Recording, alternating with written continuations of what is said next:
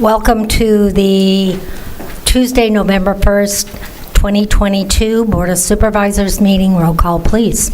Supervisor Christie. Here. Supervisor Grijalva. Here. Supervisor Hines. Supervisor Hines. Supervisor Scott. Here. Chair Bronson. Here. Let the record show Supervisor Hines has not joined us. All other board members are present. Please rise for the Pledge of Allegiance to be offered today by Supervisor Christie. Please join me in the pledge to our flag. I pledge allegiance to the flag of the United States of America and to the republic for which it stands, one nation, under God, indivisible, with liberty and justice for all. And again, thank you all for joining us. We do have one correction to the agenda on page 11 of the consent calendar, item 2. This is a contract and award. It's a correction to the funding source. It should read, and outside agency funds. So if there are no objections, we'll so amend the agenda. And at this point, we will move to the land acknowledgement statement.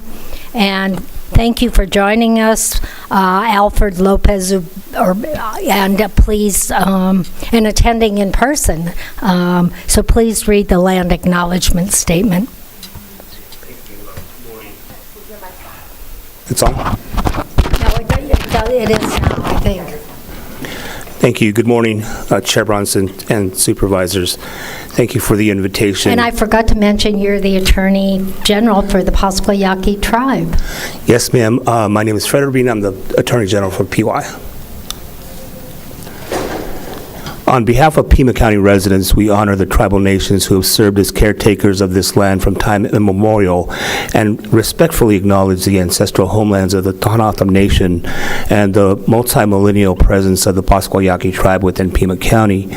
Consistent with Pima County's commitment to diversity and inclusion, we strive towards building equal partner relationships with Arizona tribal nations. Thank you. Thank you. And do you want to say any bit word about what the tribal government is up to and what kind of interesting things you're involved in? Yeah, we've been working diligently, just like the county board here, to address issues there on the reservation. We're working on a story with the Washington Post to address an issue that's going to be in front of the Supreme Court here shortly. That deals with the Indian Child Welfare Act. So there's an argument coming up November 9th, so we're going to be preparing for that. And just putting out information, I'd just like to thank the County Board of Supervisors for some of the issues that we've been working together with collaboratively in the past, but also in the recent past, things like intergovernmental agreements, MOUs on transportation, mutual aid, SWAT services. This has been a relationship that's been in existence for decades now, including wastewater, and it benefits the tribal reservation and our residents. Thank you very much. No, thank you, and thank you for your service. All right. We now want to move on to pause for pause.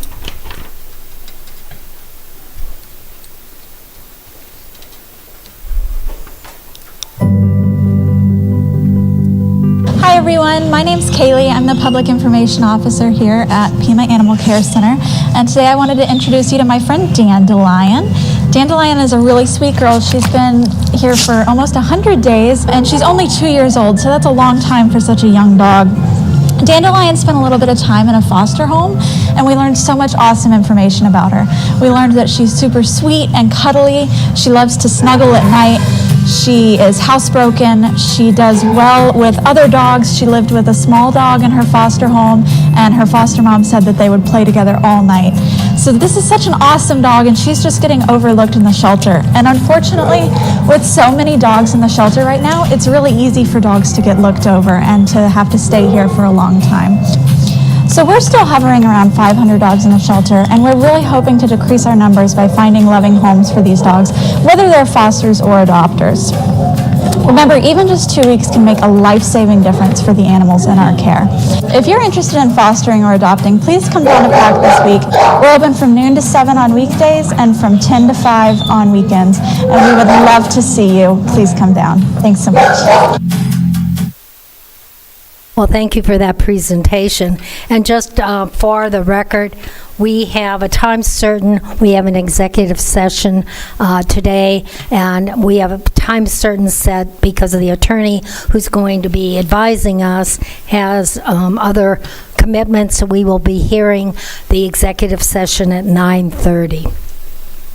And with that, we will move on to Item 5 on the regular agenda, presentation of a proclamation to Penny Simon Nielsen, Regent, and Tammy Barrick, American Indian Center Chair, El Presidio Chapter of the Daughters of the American Revolution, proclaiming the month of November 2022 to be a National American Heritage Month. I'll move the item. Second. Motion and a second. If there are no objections, motion carries, and Supervisor Grijalva will be presenting the proclamation. Do you want to read something? And, oh, didn't we do roll call? Yes, whenever. Bingo. Okay. And Tammy, it's great to see you. I haven't seen you in a while. It's great to see you too, Sharon. The El Presidio chapter of the National Daughters of the Society of the Daughters of the American Revolution is a lineage society honoring our patriots who fought or served in the Civil War, or the American Revolution. We are a service organization in God, home, and country, and today we are pleased to accept the proclamation recognizing the original inhabitants of our country. Thank you very much for helping us with honoring our Native Americans. Okay.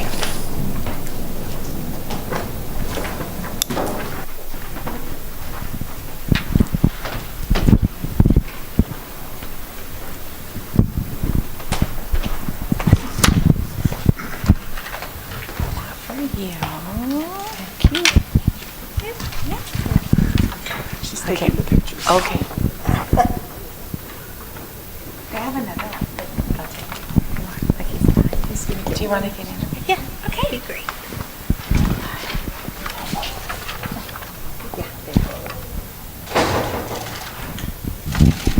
Okay, let me read the proclamation. Whereas the history and culture of our great nation has been significantly influenced by American Indians and indigenous peoples, whereas the contributions of American Indians have enhanced the freedom, prosperity, and greatness of America today, and whereas their customs, traditions are respected and celebrated as part of a rich legacy throughout the United States, and whereas Native American Awareness Week began in 1976, and a recognition was expanded by Congress and approved by President George H.W. Bush in August 1990, designating the month of November as National American Indian Heritage Month.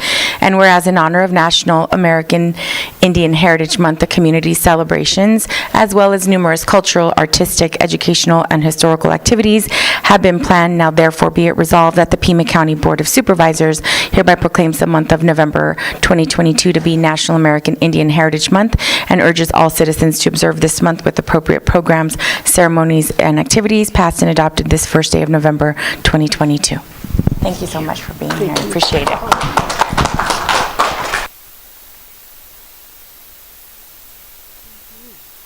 Now we'll move on to item 6, presentation of a proclamation to Bob Elliott, Chairman of the Board and co-founder, African American Museum of Southern Arizona, proclaiming the day of Monday, November 14th, 2022, to be Ruby Bridges Walk to School Day. I'll move the item. Second. Motion and a second. If there are no objections, motion carries. And Supervisor, I think you will be doing the proclamation. Thank you, Madam Chair. And Mr. Elliott, was there a statement that you wanted to read before we read the proclamation? Yes, please. First of all, thank you very much for the proclamation. as chronicled, it was in the Arizona Daily Star yesterday on the front page. You can see all the information about the museum. November is going to be a very busy month for us. We start out with the Ruby Bridges Walk on the 14th. We actually have Miss Ruby Bridges. When you hear the name Ruby Bridges, some people are like, I think I know who that is. If you think of that Norman Rockwell painting with the 6-year-old black girl being escorted in New Orleans by 4 federal marshals, that's Ruby. She's now 68 years old. She's only doing one of these this year in person. That'll be in Tucson. That'll be November 17th at Palo Verde High School.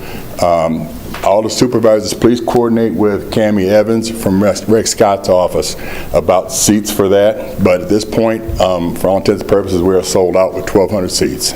Wow, congrats. And on the 18th, we're planning to try to have our formal opening for the museum at the Student Union, room 244, right by the U.S. Arizona room. It's right next to there, and they're finishing the construction on it as I speak. So I want to thank you on behalf of the museum, on behalf of the board of directors, the advisory board, the executive director, who's Beverly Elliott, who happens to be my boss at home. Even though I'm the chair of the board, she's the boss. But thank you very much. Thank you.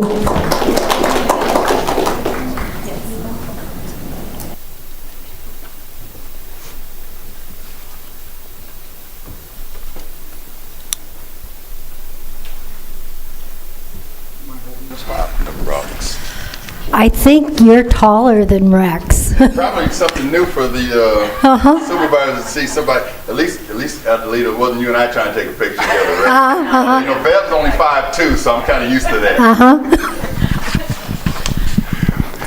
I'm going to read the proclamation. Whereas on November 14, 1960, 6-year-old Ruby Bridges became the first black child to attend the all-white William Frantz Elementary School in New Orleans, and whereas every day U.S. Marshals had to escort Ruby to school, where a crowd of people who opposed her attendance yelled at her.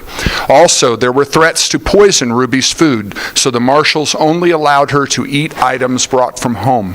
And whereas after Ruby enrolled, some white parents pulled their children from the school, and all but one teacher, Barbara Henry, refused to instruct Ruby. The two spent the school year by themselves in a classroom.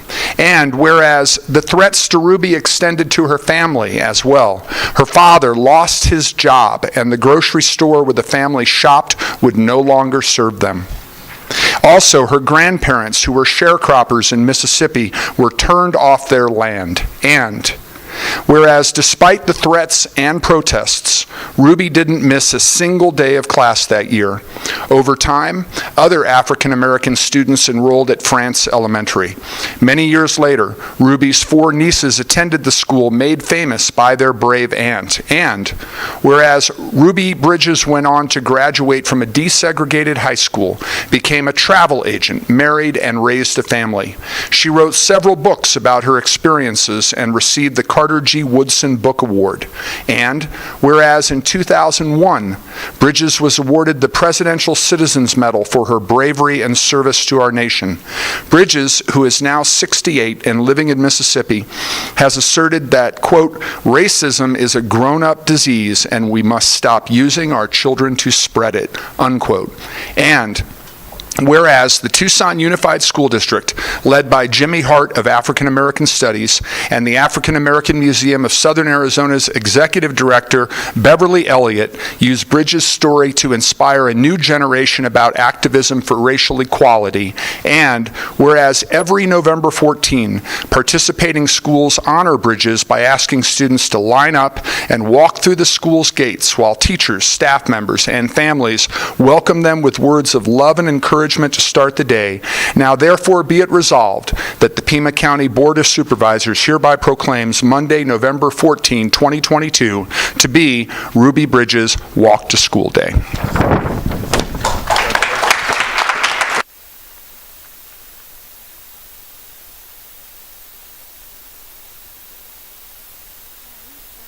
Got at least 2 inches on you, Rex.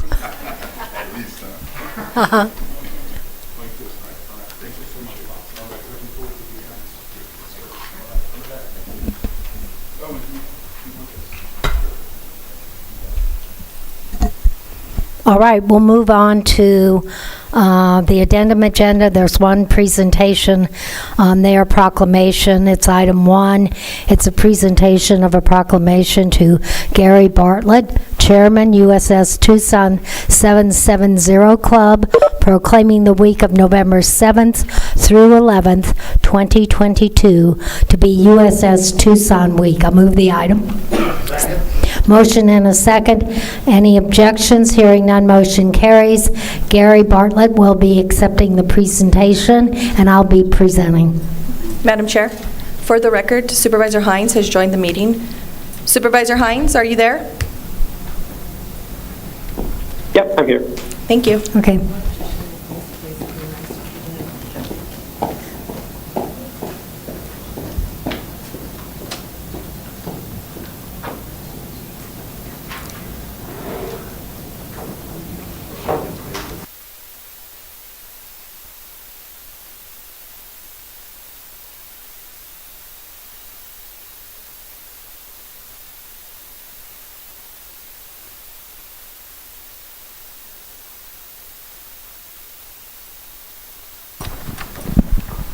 All right.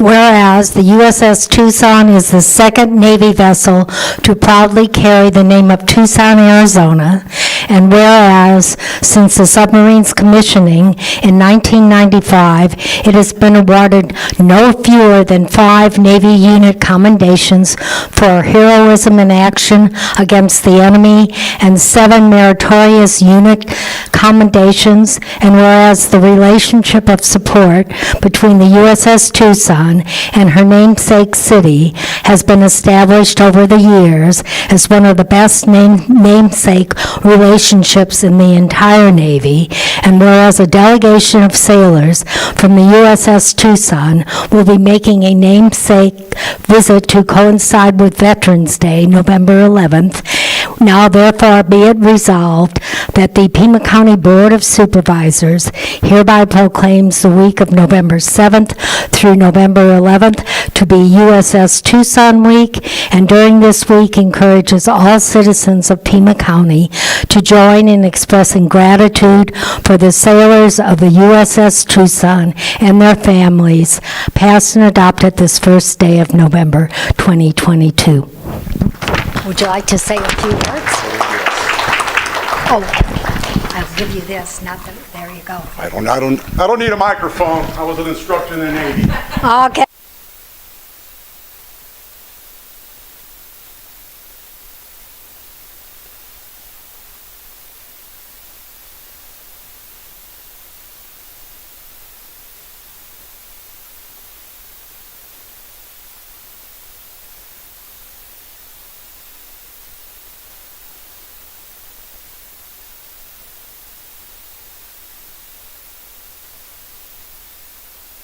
I'm the chairman of the committee taking care of my crew members, who I still believe they're my family.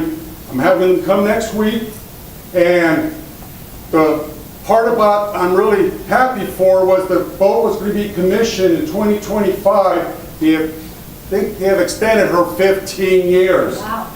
So we got 15 more years of the greatest crew and the Navy vessel in the United States Navy, and I thank you very much.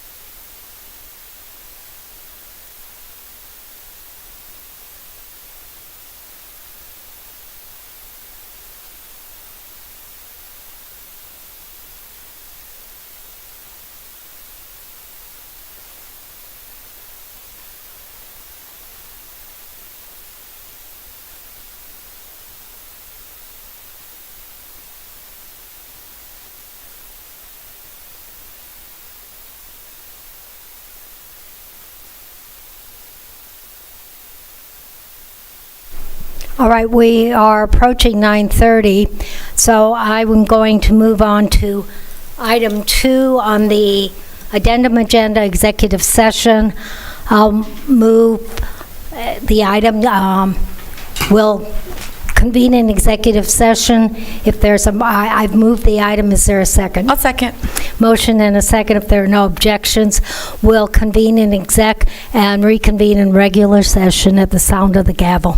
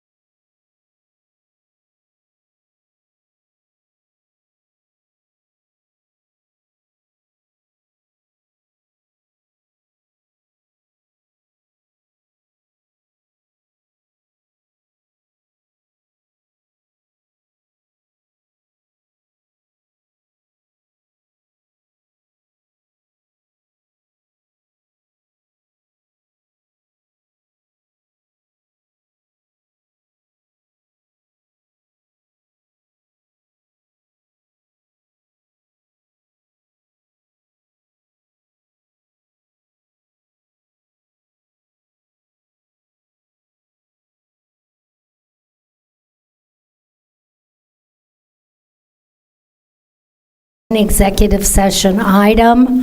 What's the pleasure of the board? I'm going to move that we do as recommended in executive session. I'll second. We have a motion and a second to proceed as discussed in executive session. Is there a roll call, please? Supervisor Christie. No. Supervisor Grijalva. Yes. Supervisor Hines. Yes. Supervisor Scott. Yes. Chair Bronson. Yes. By your vote of 4-1, motion carries. Moving back to the regular agenda, we're now at call to the public.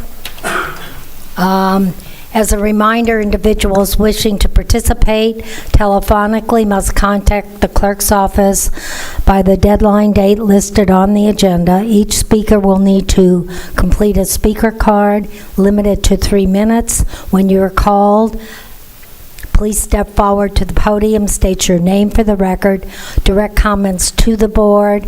Speakers must adhere to the rules of civility and refrain from impertinent or slanderous remarks. As chair, I reserve the right to have attendees to this meeting removed if they don't abide by the rules. Attendees are advised that the board strongly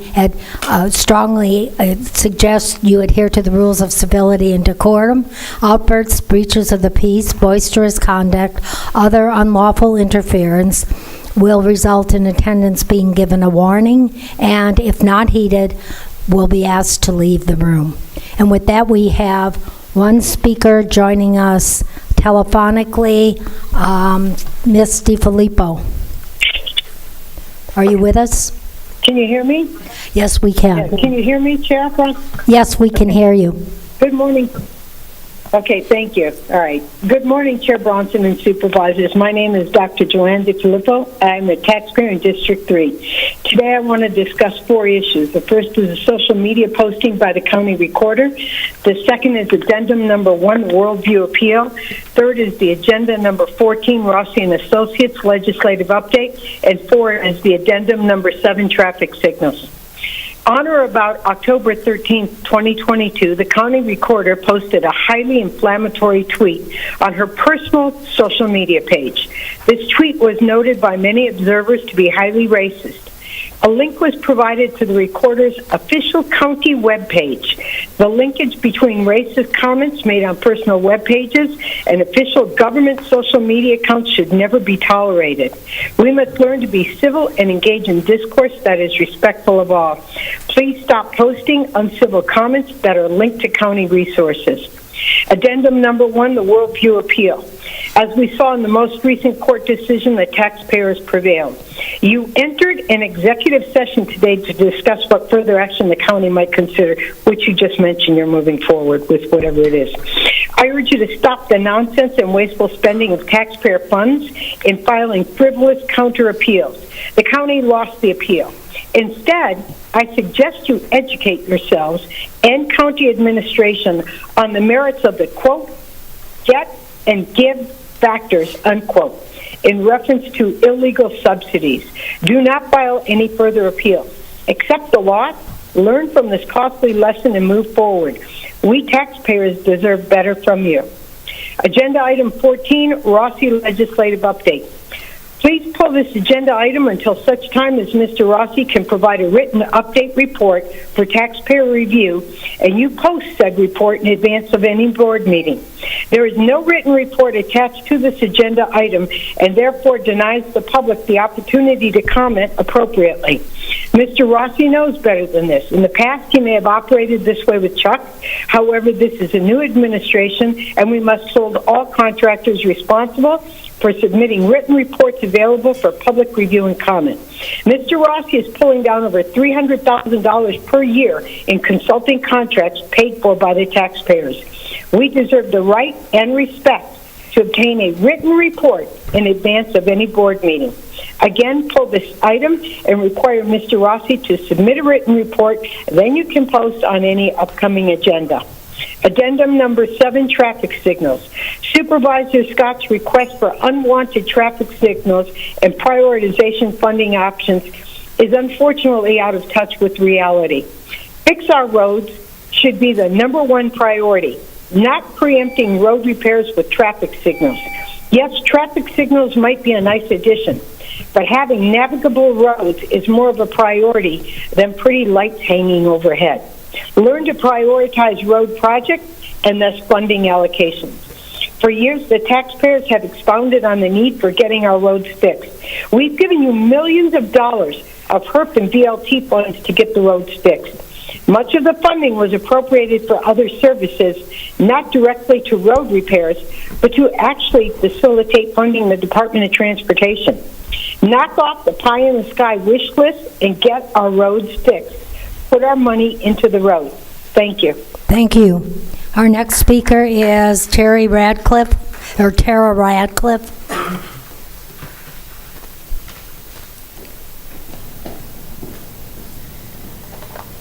My name is Tara Radcliffe. Today I'd like to speak to you regarding some election issues. First, you have been presented with evidence that the voting equipment you are using is not correctly accredited and certified, and yet you continue the use of this equipment. During the October 4th board meeting, Elections Director Hargrove stated that she could not address the evidence presented regarding the lack of election equipment certification and accreditation. Shouldn't she know the laws and regulations regarding her department's equipment and be able to provide documentation to assure the county the safety of her equipment? Yet all she was able to articulate was her lack of knowledge of who, how, and when the elections equipment is required to be certified, and this was never challenged. This is clearly a case of maladministration and places the county in a precarious situation. Just because you're not held accountable for it during the last election cycle doesn't mean that that will hold true in the future. Second, the Elections Department is planning a hand count of the general election on November 12th. While I'm glad there is one scheduled, I have some concerns. Firstly, per a statement made during the October 4th board meeting, the Recorder's Office will not have a final vote count until 14 days after Election Day. This is unacceptable. How many hundreds of thousands of taxpayer dollars have been spent to effectively delay the final tally of votes for 2 weeks? Before machines, we used to be able to get a final tally on elections night. You should be ashamed for wasting our tax dollars on less efficient means of conducting our elections. Secondly, the hand count is being done before all of the ballots have been processed. This will result in an inaccurate assessment for each hand-counted race. Why would a hand count before final results are available even be considered? This is yet another example of maladministration. I am requesting Pima County conduct a 100% hand count of the general election after the final machine tabulated votes are finalized. This is allowed per Chapter 11 of 2019 State Election Procedural Manual, and furthermore on October 28th, the Arizona AG's office gave an opinion regarding whether a county board of supervisors may audit the results of an electronically tabulated general election by hand counting all of the election ballots of their county. The office concluded that pursuant to ARS 16602, a board is permitted to perform an expanded hand count audit of all ballots cast in person at 100% of voting centers, an expanded hand count audit of 100% of early ballots cast, and that these audits be limited to 5 randomly selected statewide and federal races. Volunteers can be found to accomplish this. All we need is the green light. This is doable. Thank you for your consideration. Thank you. Ann Rose. Ann Rose.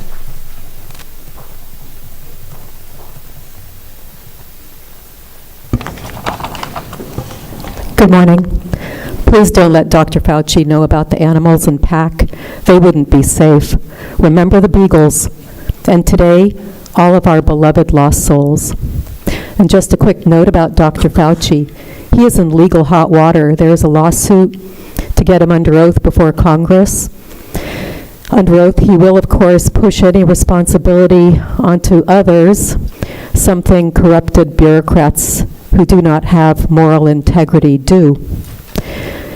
And to clarify, his net worth increased $5 million between 2019 and 2021. For the second month in a row, we the people did not have our public hearing on the Board of Health agenda. 7 Pima County residents filled the 21-minute public comment period last week with their 3 minutes. Supervisor Grijalva, you missed the comments, so I wanted to repeat just a little of that information, as Pima County has several large medical centers. This is a snapshot from one emergency room registered nurse, his observations and experiences as seen since the mandates and COVID shots rolled out. First and foremost, staffing issues are a concern. There's burnout. Many nurses left because of your vax mandate, resulting in an increase in the ratio of patients to nurse. This does not bode well for anyone going into any ER for any reason. Some patients are being treated from the waiting room with no bed, no monitors. After each round of COVID shots or boosters, the nurse sees increased COVID cases, and per a nursing supervisor, 80% of the admitted patients were fully vaccinated and boosted. It's hush-hush. No one talks about it. The RN is seeing increased numbers of stroke patients, both hemorrhagic and ischemic, presenting symptoms, headache. Since the vax rollout, he noted the most amount of heparin drips ever. The heparin drips treat blood clots. Increased troponin levels, which indicate cardiac muscle damage. Blood clots in the lungs and lower extremities, a sharp increase in cardiac arrhythmias. There are also many new onset seizures. I will end by just saying the Pima County, based on the medical director's update each month at the Board of Health, there is no addressing the COVID shot injuries, but we taxpayers deserve to know the ongoing outcomes of what was forced on us. Thank you. Thank you. Keith Van Heinigen.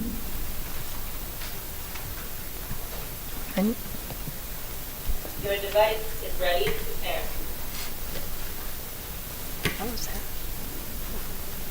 Oh, okay, I got it.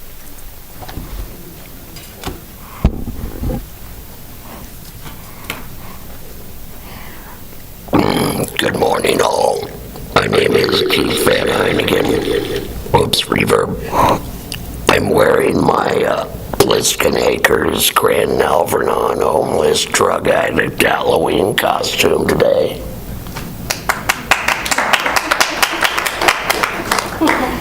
It's just to give you a vibe for where you live, because most of you don't get it.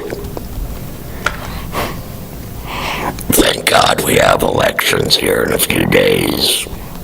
Too bad most of you aren't up for re-election. We could get rid of you.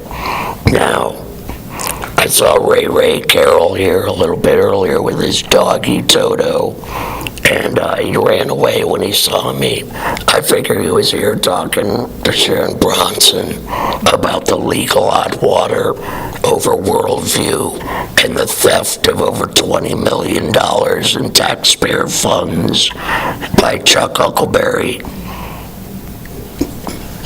and the Dark Lord Tabor and Senator Mark Kelly.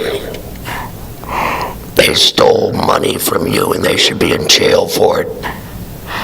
You should disassociate yourself from everything to do with it. It was criminal then, it's criminal now. I took hours of videotape on this subject, and it's still there if you want a good laugh.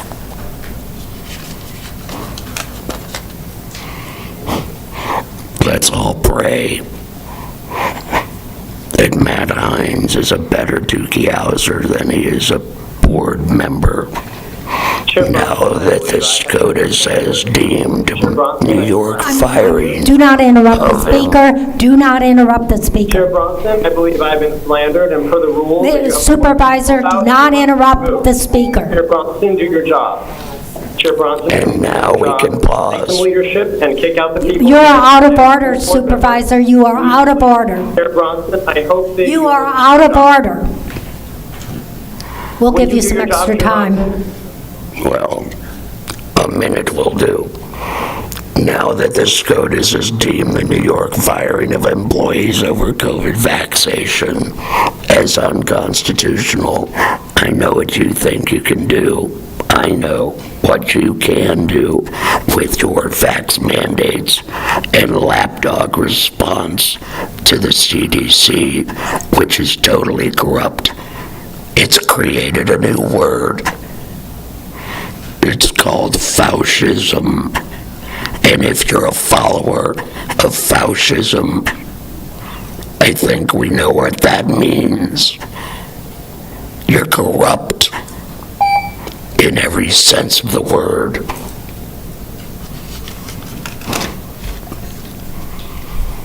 I see huge amounts of money in the media agenda today.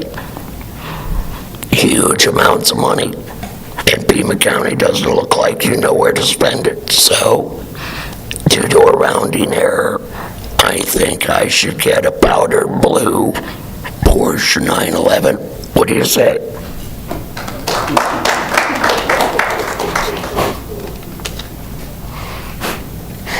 And as far as Mr. Rossi, who has done nothing as far as I can tell over the last 15 odd years that I've known about him, well, that again is on the board and the voters.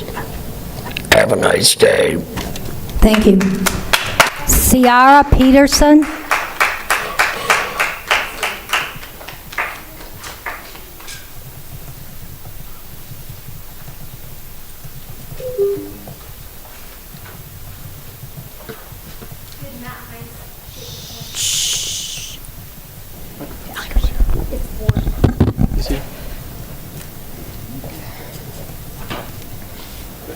Yeah, I gave him some extra time. Shouldn't Matt Hines be up for board? Chair Bronson. Yeah, we're gonna, it's his decision. Okay. Should I check if he's still connected? Yeah. Supervisor Hines, are you still connected? Yes, how can I help you? Thank you. I was just checking if you were still connected. Thank you. All right. Good morning. I would like to share something in opposition of abortion. A common argument that supports abortion is that a woman has the right to choose what she does with her body. This is true. However, choosing to end the baby's life affects it as well as the mother. Furthermore, when the very first evidence of a baby is seen, even if it is not fully grown, it is human and has a right to life. According to the Bible, every life is valuable, and the Declaration of Independence promised us life and liberty to every individual. To abort a child is to take away its rights to life and liberty, which cannot be taken away, according to the Declaration of Independence. As Psalm 139, 13 through 16 reminds us, we are fearfully and wonderfully made by God, which applies even to unborn babies, because God knows and loves them just as anyone else. I would also like to recommend Hands of Hope as a resource for anyone who needs financial or spiritual support related to caring for a baby. They also offer support for those struggling with the decision, so I wanted to make that recommendation. And that's all I have to say. Thank you. Stephanie Kirk. Stephanie Kirk.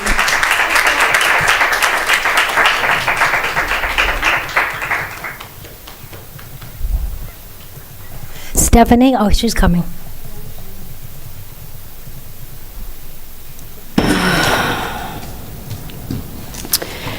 There have been 4.1 million people to cross the border in the last 1 2/3 years, with the majority of the travelers being single male adults, and this board has used taxpayer dollars to enable it.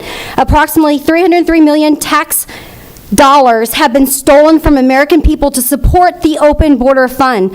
Currently, the board is requesting an additional 1.5 million taxpayer dollars due to the increased number of refugees arriving in Pima County who have COVID. The board offered incentives and coerced county employers into the mandates to stop the spread while encouraging open borders by enabling immigrants with the money. You are my public servants, and I would like to see you use my tax money to reinstate the jobs with back pay to those county workers who were fired due to unconstitutional mandates, along with your resignations. A New York state judge ruled in favor of a group of sanitation workers who were fired for refusing to comply with the New York City's coronavirus vaccine mandate. What about the landmark remdesivir lawsuit out of California, Matt Hines, who can't even show his face when the public talks? This lawsuit has the potential to change the course of the history by exposing the evil of greed. Hospitals, doctors, and the government, regulatory agencies that are supposed to protect us. Matt Hines, do not interrupt me. The NIH, FDA, HHS, CDC, and the board have repetitively failed. You are out of order, Dr. I want more Hines. time back. You cannot keep interrupting Matt, and you need to show up. May I have some time back? This is very disturbing. The NIH... I agree. I want 3 minutes to respond. I'm sorry, you're out of order. And not here, too. The NIH, FDA, HHS, CDC, and the board have repetitively failed the American people, and every person involved should be charged with crimes against humanity and be held accountable.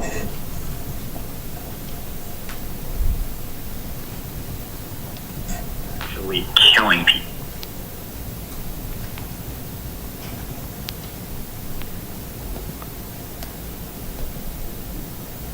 This makes me so mad.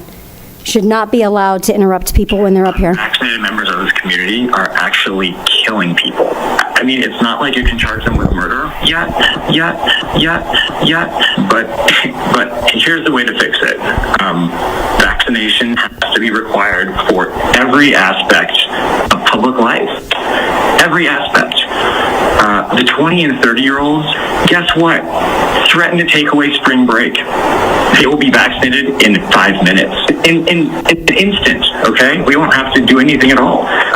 Every child that goes to school, they cannot matriculate for in-person learning unless they are vaccinated against COVID. That can be done by our school boards, and I hope it is being done by our school boards. Universities, all of that. That's how we fix it. It's exhausting for all of us in healthcare. All the garbage that, I'm sorry, my colleague is spewing, that is killing people too. Make no mistake. Make no mistake that Ruby Bridge was segregated by color, and Matt Hines was willing to segregate by somebody's willingness to take an experimental injection. Shame on every single one of you that pushed it. Every job in the county has a PCN. Grants, management, and innovation need 40 to 60 more people, but what about the personal control number written in the budget? You hired these people with $303 million COVID money, but what happens once the COVID tax money ends and there's nothing left in your soul to sell? Will you lay these new hirees off? Will you keep absorbing the temporary money? A nonprofit will put themselves into bankruptcy and fall onto the shoulders of taxpayers. Look into Jan Lesher's fund balancing memo to address the public under truth and taxation, hearing for more proof that this board cannot balance the budget. Thank you. Cheryl Coswell. Cheryl Coswell. She left. She can't be here. Okay. Suzanne Bishop.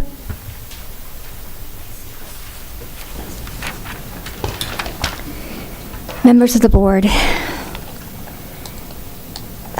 I was going to speak on the situation of voting. We can barely hear you. Can you speak a little more? I was going to speak on the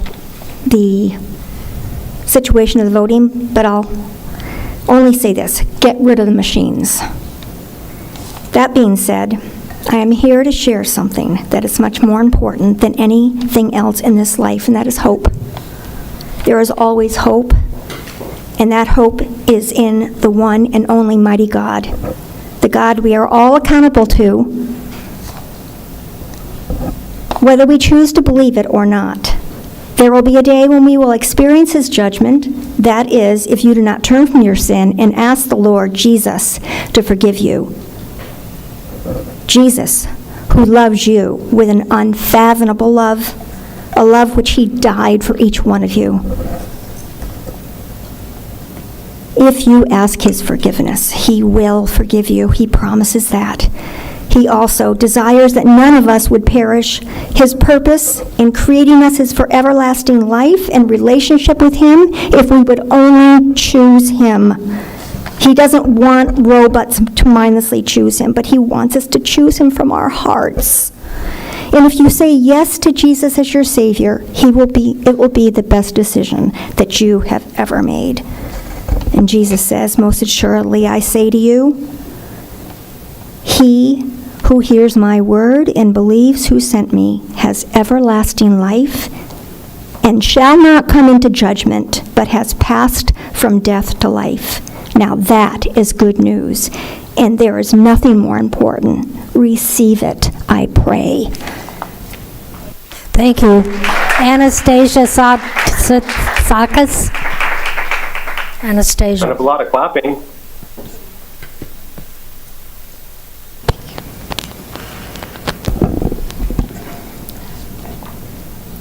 I first off want to thank this group of kids that's here today, and I hope they're listening and learning a lot of things about how civics actually works and the appropriate things to and not do when they are in office. Take note. And congratulations to the young lady who spoke against abortion. We thank you for doing that. As a young lady, it's very important to hear from a young person what that means to her. I first off want to start by telling all of you, this has become extremely disappointing, extremely disturbing, and we have been here for some of them for years, others of us for probably about a year and a half now, listening and watching and observing all of our tax money being fraudulently used and abused, both for pet projects and for other things that would deny people their livelihoods and providing for their families. We've spoken to this over and over again. Taking our gun rights away, the force of people being removed from their jobs because they will not submit to taking a job that was illegal to begin with and not ever tested properly. And we have a whole slew of hundreds of millions injured people from these injections. And not one of you has even bothered to admit to yourselves or to the public that there were, in fact, problems when it has already been revealed that there was. You also need to state that worldview is a problem, and I cannot believe we are yet again here listening to you guys vote 4-1 to pay more money for something that was already $20 million in the hole with zero results, and it's been a huge waste of our taxpayer funds yet again. Time and again, we are still seeing illegals being funded with hotels and monies for treatments, for free food, for lodging, for transportation. Yet, as I said before, we have our veterans on the streets. We have the homeless on the streets. And that problem is becoming worse by the day. And I'm still not sure what it is going to take for you guys to wake up and understand that you are jeopardizing the people of Pima County over your decisions. And that should not be a decision that we should have to succumb to because your poor choices made those decisions for us when we have told you time and again that we do not want it. Your malfeasance and maladministration relating to the elections and the use of illegal and uncertifiable and uncertified machines is so unwarranted. We are yet again facing 2 weeks away from election night to have results. That is not fair, that is unconstitutional and unwarranted. No one, including myself who's running, my counterpart with me today who's running for an office, local as it is, we should not have to wait 2 weeks for a result. I don't know if any of you here want to wait 2 weeks for a result because I sure don't. I don't think it's fair. We should know election night, 1 day, 1 vote, paper ballot, make a holiday out of it, and there should be no excuses, no ballot boxes, and for the love of God, do districts again. Peter Norquist.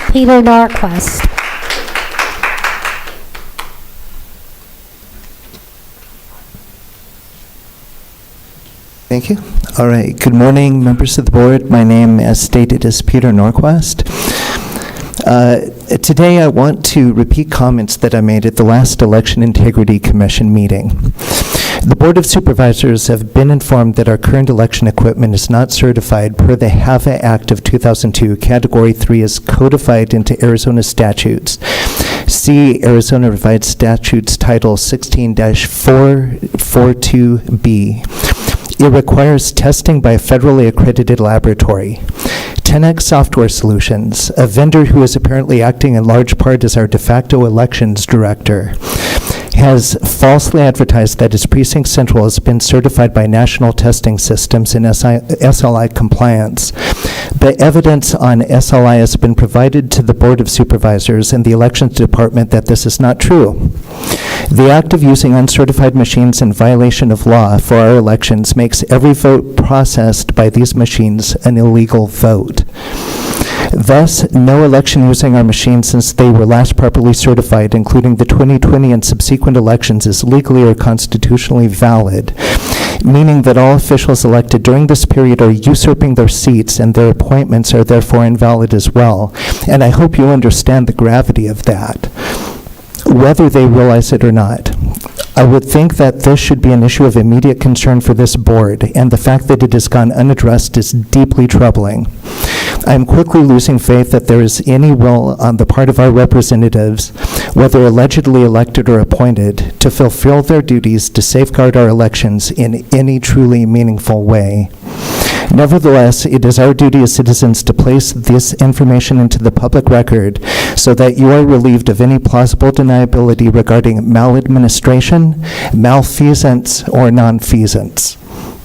Finally, I want to note again that the plan to release election results by November 22nd, a full 2 weeks after Election Day, is completely unacceptable. We keep hearing that the new infrastructure is supposed to make the election process more efficient, and it is a mystery why tabulation of the results requires this much time. It certainly does nothing to increase confidence in the integrity of the system itself. The fact that the regular hand count of 2% of the vote is scheduled for Saturday, November 12th, more than a week before the final results are due, also makes little sense since there will be no results to compare it against. I therefore respectfully call, along with multiple others within Pima County, for a full hand count of the November 8th election once the results have been fully tabulated and announced. Thank you for your time and attention. Thank you. Penelope Jacks. Penelope?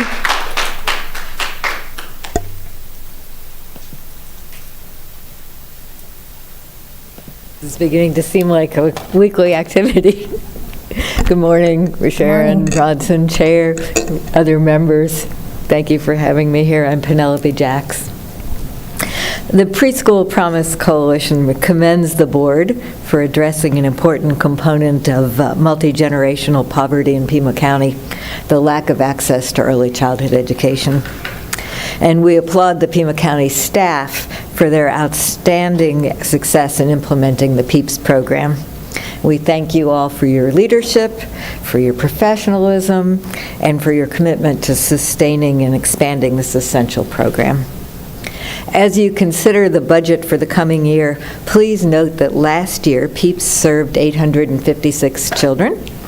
As of August 31, 2022, 1 month into the school year, there were already 986 kids being served, getting scholarships. 401 of those kids were in public school, and the others are spread among private, public, home care, the whole range of child care, early child care options, as well as Head Start extended programming. There's a huge demand in our community, and there's already more than 200 kids on the waiting list, particularly in TUSD. Some people believe that preschool is a state and federal responsibility, and while I believe that kids can't afford to wait, I also agree that every entity should take on both the cost and the responsibility. Pima County staff has identified and mobilized every source of scholarship subsidies, both state and federal, to stretch our local dollars, and that is a very good thing. They've also been proactive in seeking private and other public support for PEEPS scholarships and classrooms. They continue to expand the numbers of high-quality early education sites throughout the county, working creatively in collaboration with a broad range of local and state agencies and private and public funders. We urge you to create a revenue stream and fund that will expand and make PEEPS a regular and sustainable feature of life for families in Pima County. as we look in the future.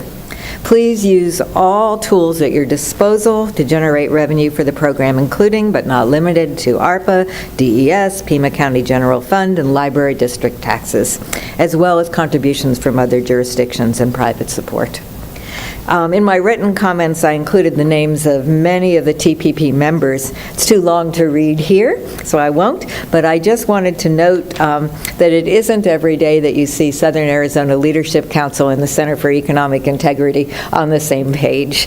And Steve Lynn and I co-chair this group. We share a commitment to kids, and we know that you do too. Thank you. Thank you. That concludes our call to the public. I want to say a special thank you to Mr. Royce for your lovely flowers. Thank you. Chair Bronson, can I respond? I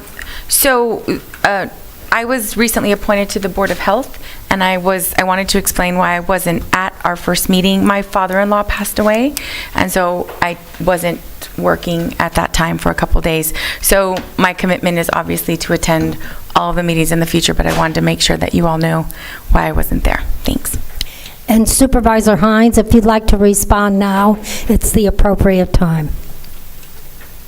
Thank you, Chair Bronson. And yes, I think it's important that we have decorum, and I've stayed quiet as we have had regular outbursts, including shouting and applause, cheering, sometimes whistling, from a particular group of very, very active folks. And I welcome public comment, but when it is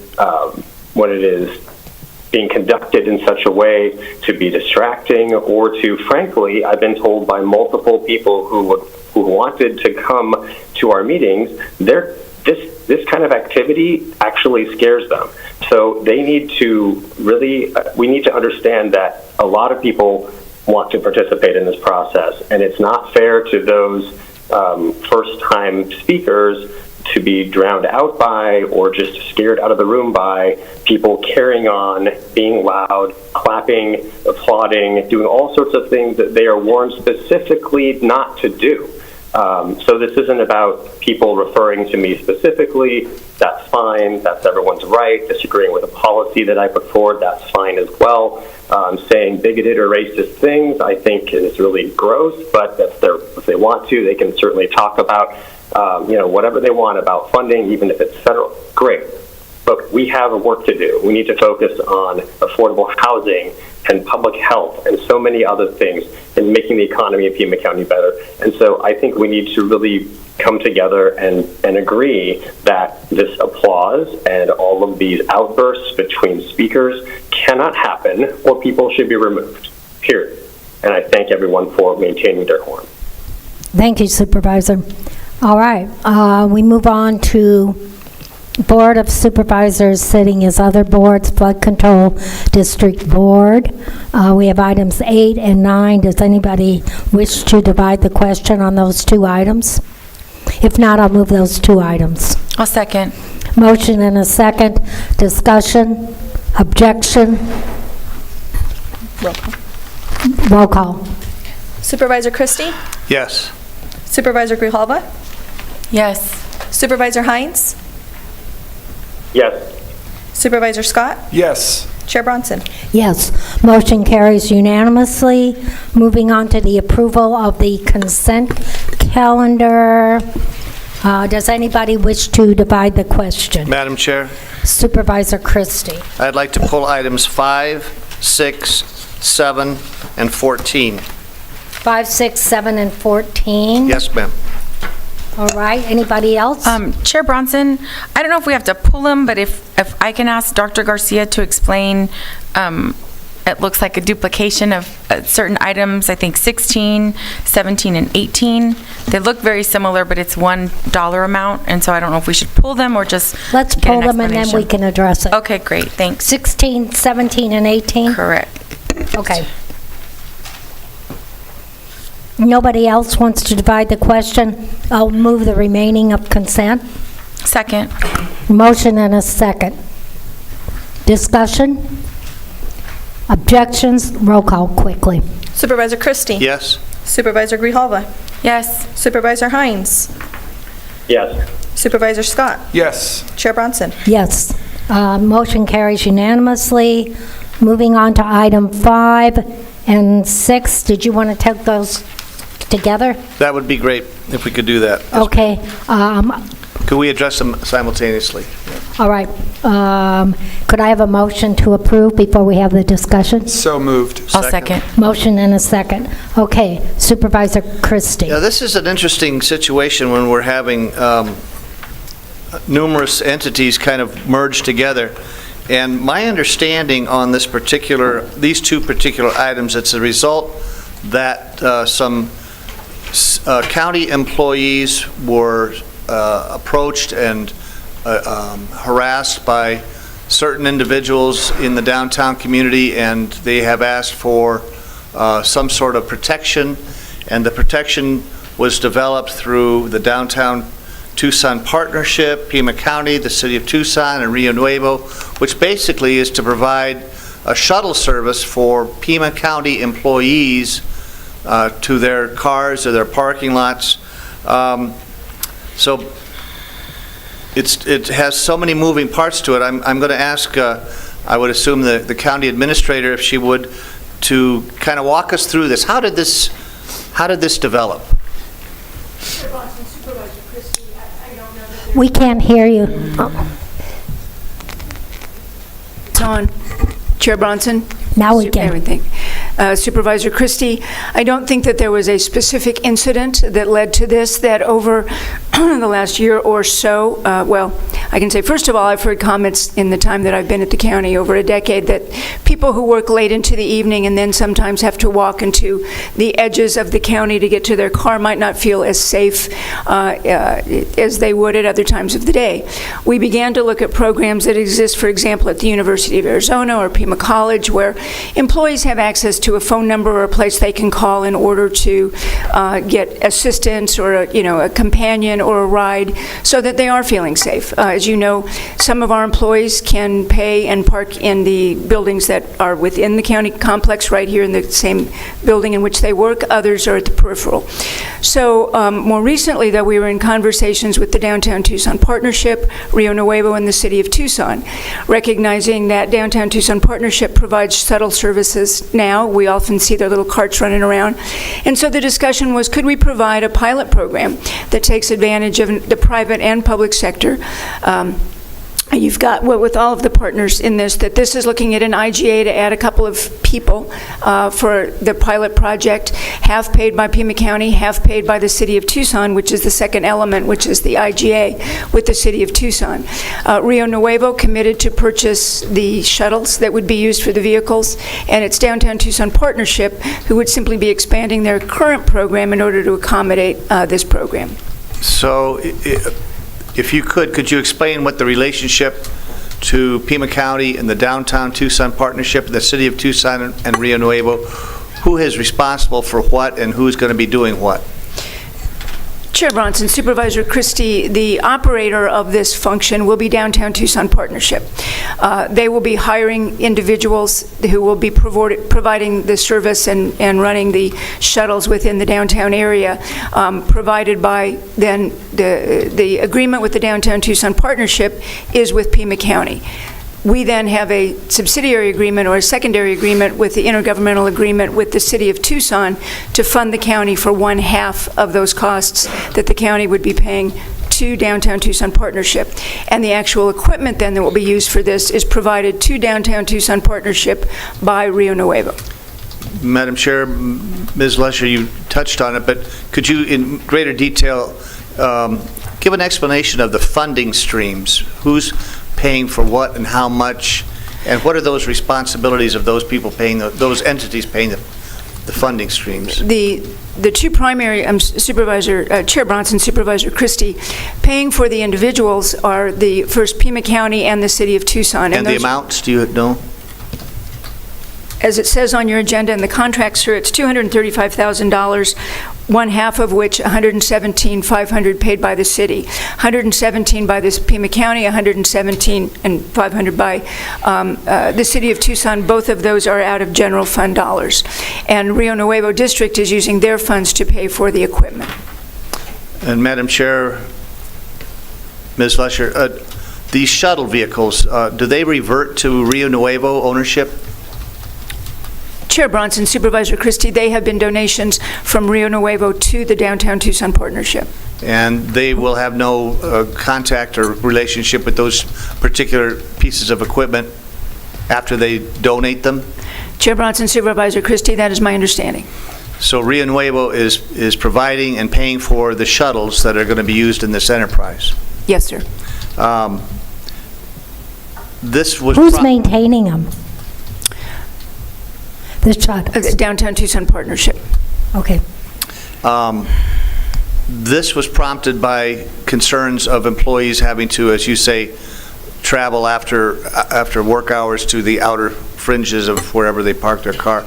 How many incidents incurred that prompted this? Chair Bronson, Supervisor Christie, again, we have not seen a specific incident that asked for this to occur.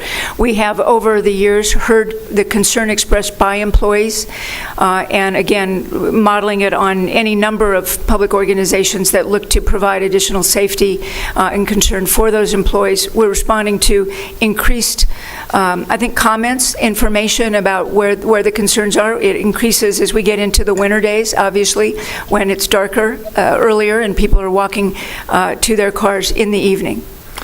Madam Chair, Ms. Lesher, so we're prompting this because of concerns of county employees. Doesn't the county already provide a security system? Don't we have a security system in place that we contract with that could be utilized to maybe assist the county employees, as it is a county expenditure? Chair Bronson, Supervisor Christie, that is not under the kind of program that we're looking for to provide security and safety to our employees is not specific to the VETSAC contract, which exists now to provide general safety in our public buildings. Okay, Madam Chair, so we're providing security and safety to our employees. We also spend an awful lot of money of bringing people downtown. It's supposed to be the hub of our rejuvenation of our community and economic development. What are we doing to protect the people that come downtown or are urged to come downtown? Who and what is paying for their security? Chair Bronson, Supervisor Christie, obviously this is the Downtown Tucson Partnership works in that area. This is a portion of the city of Tucson, and I know that it is under the safety or the authority of the Tucson Police Department, and I know that you and so many people in the downtown area see them moving around the downtown area consistently. Do you see the conflict of the optics, though? Here we are spending money to provide county employees with protection, which means that there's a crime problem in downtown Tucson because of these incidents, yet we're not reaching out and extending that protection to the very people we want to bring downtown to spend their dollars and expand tourism, to expand economic development. There seems to be a kind of a disconnect of who gets the protection and who doesn't. Chair Bronson, Supervisor Christie, I think our initial responsibility was with our employees to make sure that they're safe as they move forward. I'm more than happy to talk to Downtown Tucson Partnership in the city about expanding this contract so that any individual who is interested in moving around the downtown area can take advantage of the facility as well, or the service. I think from an optic standpoint that would be ideal. Happy to. Thank you, Madam Chair. Madam Chair. Supervisor. Thank you. To follow up, Ms. Lesher, on the last point of inquiry from Supervisor Christie, under program goals, predicted outcomes, it says pilot program to provide a minimum of 4 uniformed safety ambassadors operating on foot or via electric carts, escort and security services for county employees working in the Downtown Business Improvement District. But it also says Downtown Tucson Partnership safety ambassadors, when not providing escort transport services, will patrol the downtown business district and deliver additional security throughout the area. I'm curious about that aspect of the program, what the 4 ambassadors will be doing when they're not providing escort services to city or county employees, and if the board could get some updates on that, since this is a pilot program, because it sounds like there's a dual purpose. When they're not escorting city and county employees, they're going to be providing, quote, additional security throughout the area, unquote. And that's something I think the board would like to hear more about, again, following up on Supervisor Christie's last point of inquiry. And I'm going to follow up a little bit about, and I have some concerns, because if they're providing security, why isn't law enforcement doing it? Why do we need them? And then if they are providing security, what assurances do we have they're up to the task? And Madam Chair, if I may, just to follow up on that, I think it would also be helpful for the board to know how these 4 DTB ambassadors are working in partnership with law enforcement. So I'm assuming if there's something where they intervene, they're probably going to have to alert law enforcement. So I'd want to know about that as well. And Madam Chair, I'm just curious, do we really want to conflate and put into the same category this DPA firm as quote-unquote security? And would there be any liability issues should they intervene in any kind of a situation that has prompted this issue to have shuttle service for our employees? So are they security, or are they watch and report type of security? And I think for the betterment of our downtown enterprises, which we've sunk so much money in, that we have to look at a much broader picture of general overall security. Thank you, Madam Chair. I concur. All right, any further discussion? Let's do a roll call.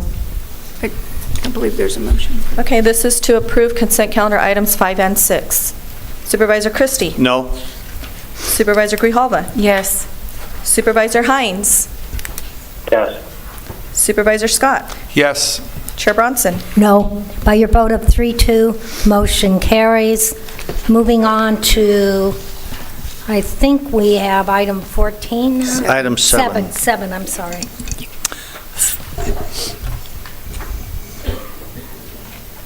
Is there a motion? So moved. Second. I'll second. Motion and a second. Discussion. Madam Chair, I think it's important at this level, because this is an ongoing continuation of what we've been seeing as far as a tsunami of taxpayer money coming through Pima County for refuge, what in this instance are designated as medical support for refugee populations. And I think it's important for the public record to know that this amended contract is to fund another $1.5 million that is paid to SJM Premier Medical Group for medical support for refugee populations, and including in their services for $1.5 million. And before I go on, we'll also be dealing with more of these similar issues on the regular agenda on number 20, which we'll go into greater detail on. But in addition to the medical support for refugee populations, it's important to note that this money is also going to provide 11 hours a day of in-person care to asylum seekers, and it is to provide on-call services the remaining 13 hours of the days, 7 days a week. And then it goes on to describe under public benefit, from the opening of this service at the Red Roof Inn, over 14,200 COVID-positive individuals have been housed at this location. Many other high-risk individuals have been provided care as they quarantine, with an average of 101 individuals housed at Red Roof each day. And included in this grant, which we have not yet spent because we're only amending it to include $1.5 million, but the total grant will total, when it is spent, and it's, believe me, at this rate, it is going to be spent, a revised total amount of $3.3 million. It's important to note that, Madam Chair. I thought the best thing we can do is bring this out into the light so the public knows how their taxpayers' dollars are being spent. Thank you, Madam Chair. Thank you. Roll call. Chair. Supervisor Scott. I agree that it's important that the public know what we are doing to deal with the ramifications of federal immigration policy in a border county. And I would encourage the public, and this item is right on the agenda, so it's not like it's not in the light of day. I would encourage the public to take a look at, in bold, where it says funding sources required, expenses will be charged to the federally funded grant program for provision of services to asylum seekers legally in this country that have tested positive for COVID-19 or at high risk due to close contact. I'd also encourage the public to look at the section that says public benefit, which says this care is for asylum seekers that are in the country legally.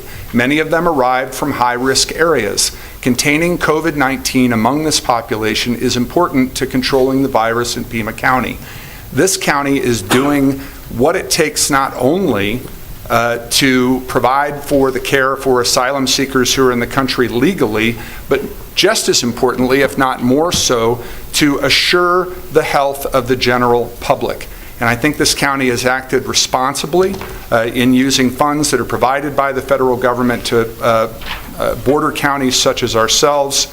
And I think that's just as important in terms of what the public needs to know about this item. Thank you, Madam Chair. Madam Chair? Supervisor Christie. It is important to know where this money is being spent, and I still don't hear the acknowledgement from my colleagues that this still is taxpayer money.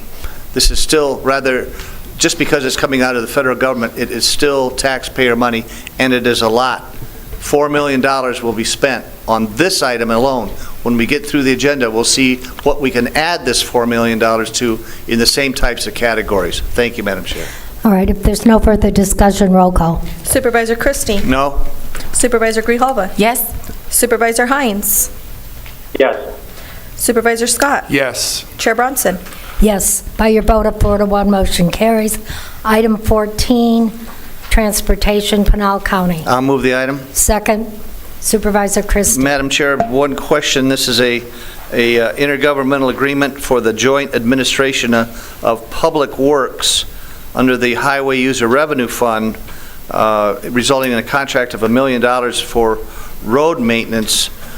This is to allow Pinal County to perform road maintenance in other areas, remote areas of Pima County.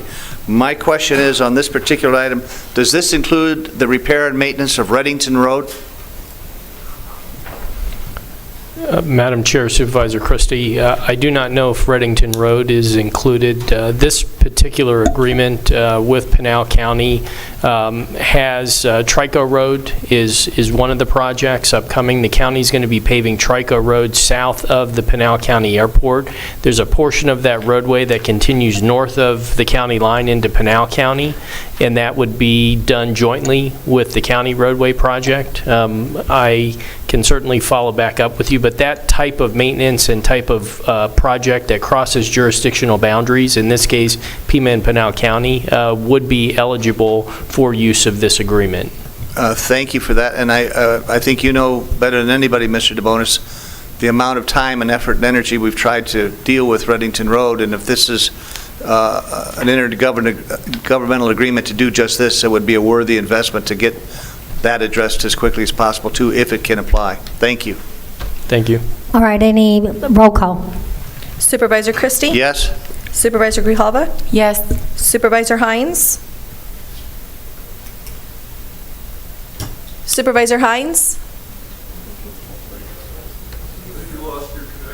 Yeah. It looks like it's lost. Let's move on. Okay. We'll come back. Supervisor Scott? Yes. Chair Bronson? Yes. It looks like the motion carried. We do not know what happened to Dr. Supervisor Hines. Supervisor Hines, we are voting on consent calendar item 14 for approval. The signal drops for about 30 seconds, and I'm voting yes. Thank you. All right. We move on then to 16, 17, and 18. I'll move those items. I'll second. Motion and a second. Supervisor Grijalva. Yeah, I just wanted Dr. Garcia to explain, I'd asked a specific question on this one item because they look like 3 separate items for the same amount of money, and so just want an explanation, please. Happy to do so. Chair Bronson, Supervisor Grijalva. Before you, as consent agenda items 16, 17, and 18 are a series of amendments to a single intergovernmental agreement between Pima County and the Arizona Department of Economic Security. This single intergovernmental agreement is the pass-through by which we get federal HUD dollars for the purposes of preventing homelessness in terms of our short and rapid rehousing programs. The First Amendment, this is an idiosyncrasy of the way that ADES does business, and it requires these to be separate amendments rather than a single amendment with 3 different elements. Amendment 6 essentially adds additional funds, and that is what is pertinent to the $363,631. Amendment 7 is an extension in the terms of the agreement, that is the length of time of the agreement, and Amendment 8 is a change to the scope of work section, specifically in terms of how we are paid for these services. Again, Amendment 8 references that original amount of $363,631. However, it is just one payment that we are receiving in that amount. Okay, thank you. All right. There's no further discussion. Roll call. Supervisor Christie. Yes. Supervisor Grijalva. Yes. Supervisor Hines. Yes. Supervisor Scott. Yes. Chair Bronson. Yes, by your unanimous vote, motion carries. All right. Item 11, County Administrator update. Thank you, Chair Bronson. A couple of things I just wanted to highlight, if I could. First of all, while we did have pause for pause earlier, I'd point out that November 6th through the 12th is Animal Shelter Appreciation Week. And while I know we highlight what PAC does every day, there's two programs I wanted to particularly recognize today. One, our Safety Net Fostering Program. We have about 75 fosters that are housed around the community. This is when an individual might be in crisis and might have to give up an animal for adoption. They move into a foster home for a period of time until the family is able to take their animal back. And it's been a real life-saving program that we've been handling out at PAC. And second is the medical foster program out at PAC, which is actually the largest in the nation, where animals with medical problems go into a foster home, and they are there until they're ready to be adopted. Another terrific program. One thing I want to just comment on, I think many people saw the Sunday article about the Southern Arizona Historic Visitor Center. We've continued to receive both state and national awards, and we have commented on the staff many times, but I want to take a moment to particularly highlight our private sector partners with that. We've got architects Poster, Mitro, and McDonald, Lloyd Construction, and Ralph Applebaum and Associates were our partners in making the courthouse not only the place it is today, but allows us to continue to receive those national awards. And then comment for the Pima County's Community Assistance Division won a statewide award for they call it the Margie Frost Champion Against Poverty, for work that is happening with our families that have been in rental and utility assistance. So thank you to Community Workforce Development and all the folks within the Community Assistance Division. Thank you, Madam Chair. All right. I'm going to take it out of order right now and move to item 14, legislative update. Mr. Rossi.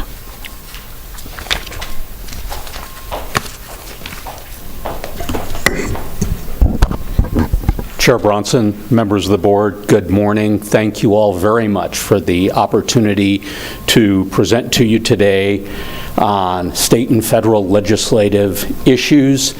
As you're all generally aware, our state legislative session this year ran almost to the very end of June, 167 days, the 6th longest legislative session on record. Over 1,800 bills were introduced. Also, very nearly record number of bills were introduced. My office reviews every single one of those as they're being introduced. About 700 of them had issues of potential interest to Pima County and counties in Arizona, and over 300 of those are actively worked throughout the legislative session. This has been the third legislative session that operated under some variation of COVID protocols, which has been a very unusual situation. March 2020 session was paused 3 months into the session. We had a number of measures that were virtually entirely through the session, rolling back a number of the cost shifts to counties that occurred during the Great Recession. Unfortunately, in 2020, most of those ended up not getting adopted. The legislature adopted what was called the skinny budget and ended early. 2021 legislative session was done almost entirely virtually, which is a very challenging way to operate in a legislative session where multiple hearings are taking place all at the same time, and we're down there all day, every day, interacting with stakeholders, staff members, and others, because what's important to recognize about this work is there are no silver bullets. There's no single call or single interaction that stops something bad from happening or results in something good happening. It's really that constant, gentle pressure and interaction with all of the stakeholders. Fast forward to the 2022 legislative session, started under some COVID protocols. By halfway through, we had moved back into much more direct contact with hearings with members, but also a changed environment after COVID, because we had an election that took place during COVID. So a whole group of legislative members came in without experience of working with the public and advocates for various causes. And to this day, those of us that do a lot of this work are meeting with leadership and working with leadership to reintroduce members to interacting with the advocates that do this kind of work. Overall, we had a good, successful session. We were able to get millions of dollars of transportation funding in this year's budget. We received appropriations for various other health and judicial related areas. Similarly, we worked with the governor's office and Pima County, and our work is frequently leading the effort with the County Supervisors Association and Maricopa County in getting the release of various grant funding. With that, I'll pivot, because during COVID, we had an overlap, much more than usual, between the state and federal legislative programs. Pima, working with a national association called the Large Urban Counties Coalition, were successful in the original CARES Act dollars, and we were really a principal in that area, getting that appropriated directly to counties. The original form of the legislation would have had all of that money going to governor's office, and then we would have to try to make applications. Similarly, in the two following acts, we were able to modify the federal legislative initiatives to ensure direct appropriations to counties. And then in the current administration, we have seen more opportunity for flood control funding, water project funding, and healthcare funding and transportation funding that has brought millions, tens of millions, $200 million, in fact, over the last 2.5 years to Pima County for all of those programs. Much of what's done for counties, all local governments, but counties at this point at the state legislature, is defensive. And the value of that is much, much greater even. And Supervisor Scott sits on the Legislative Policy Committee of the County Supervisors Association and sees these meetings. We have discussions. County Administrator Lesher is at many of the managers' meetings. And this year during the session, we had proposals on law enforcement that would have cost Pima County millions of dollars. That was ultimately shifted to the state, so we don't have to bear it. There was then a risk of an improper interpretation of what benefits had to be paid related to an appropriation that was done at the state. And our office, along with the County Supervisors Association, worked with the State Department of Administration and the State Pension Plan, PSPRS, to ensure that the original intent of that legislation was followed, again, saving Pima County millions of dollars in that process. There was legislation introduced that we were instrumental in defeating that would have dramatically increased the cost of the constable's system for Pima County. Pima County already probably has the best pay scale for those offices of any county in the state of Arizona, and yet it would have increased those costs further. We've also worked very closely with the court system. Courts and long-term care are our two fastest growing areas of expense for the county. And we have ongoing efforts to try to manage and mitigate those cost transfers, because those are programs you don't run, you don't administer, you can't control, but you get to pay for. And so that's an ongoing effort, and we were successful last year, at least on the probation officer side, in mitigating and managing some of the adverse impacts that might have come from that system. What we haven't been successful in doing, and this affects Pima and Maricopa County, during the Great Recession, the cost for 25% of the Department of Juvenile Corrections was transferred to counties. A number of years ago, led by Pima County, we had bills to repeal that cost shift. The legislature repealed it 4 years ago for 13 of the 15 counties, but left Pima and Maricopa still paying that. We have gotten the governor's support. We have gotten it through the House of Representatives 4 years in a row, but every year that's been blocked in the state Senate, and we would hope this year to be successful in reversing that cost shift. That one's especially unfair and painful for Pima County taxpayers. It costs them about $1.7 million a year, but Pima runs probably the best juvenile corrections program and diversion program in the state of Arizona, and sends virtually no kids to the state system. The original version of this legislation, proposed many years ago by Governor Ducey in his very first year, was going to charge based on the number of kids you had in the system. At 2 a.m.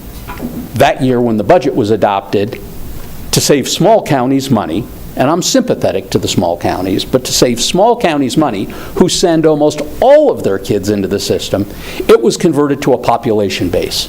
So our taxpayers get to pay based on how many people we've got in the county, not how many youths we send into the system. So especially unfair, and we will continue to work to reverse that. Legislative member that was key to blocking that is no longer going to be in the legislature, and we're cautiously hopeful that we'll make progress on that this year.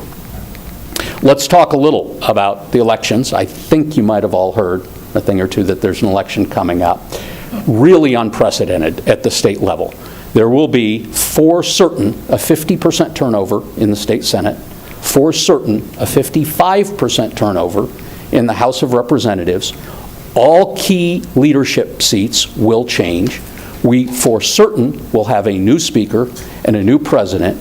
We will have new committee chairs in virtually every key committee, appropriations, finance, and at the state level, we will for certain have a new governor, new secretary of state, and new attorney general.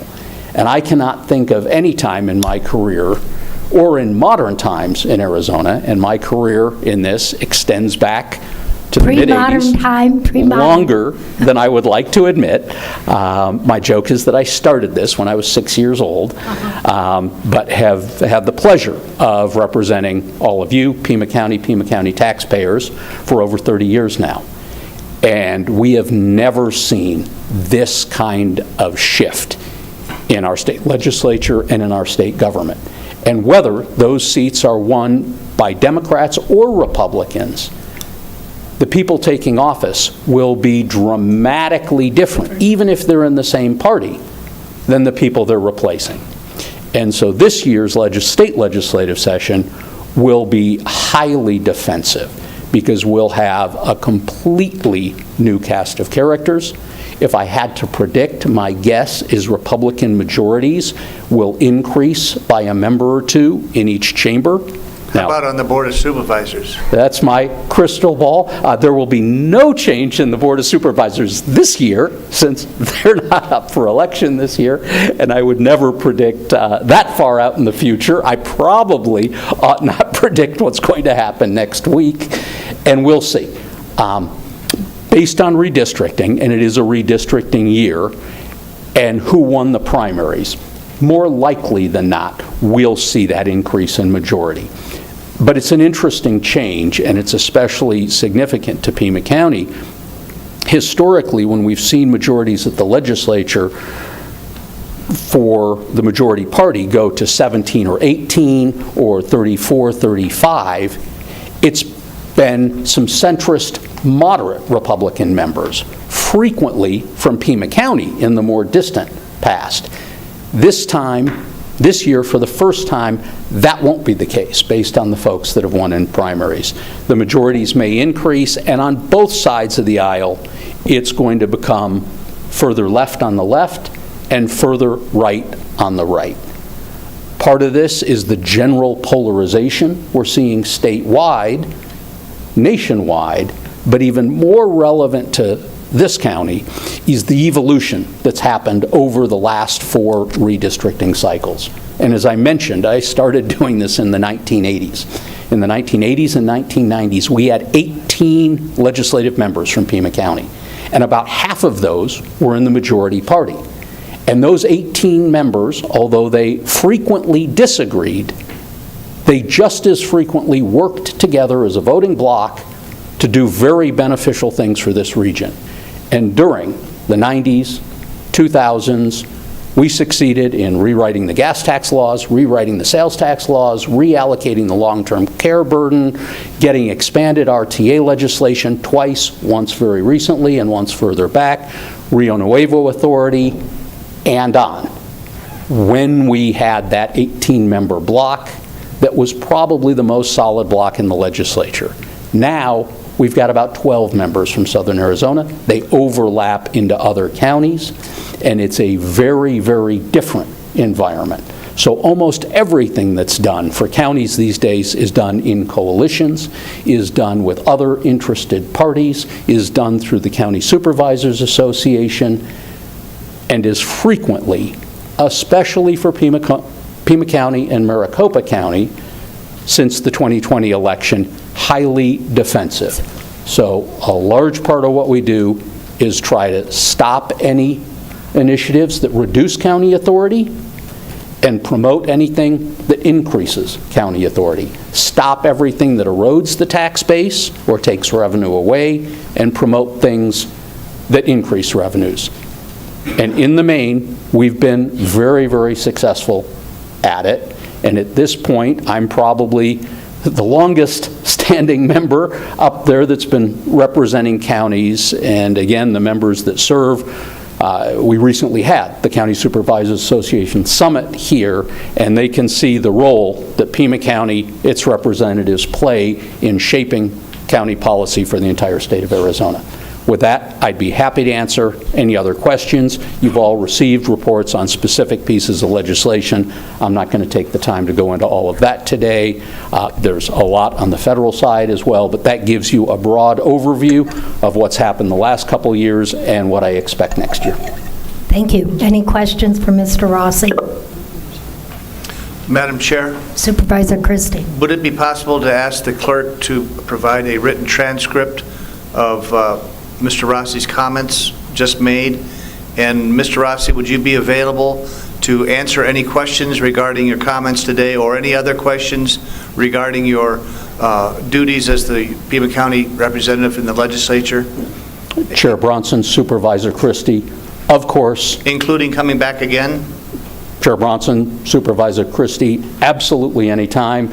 You ask me to be here, I'll be here. Let me know what issues you'd like me to go into more detail on. I'd be more than happy to do that at any time.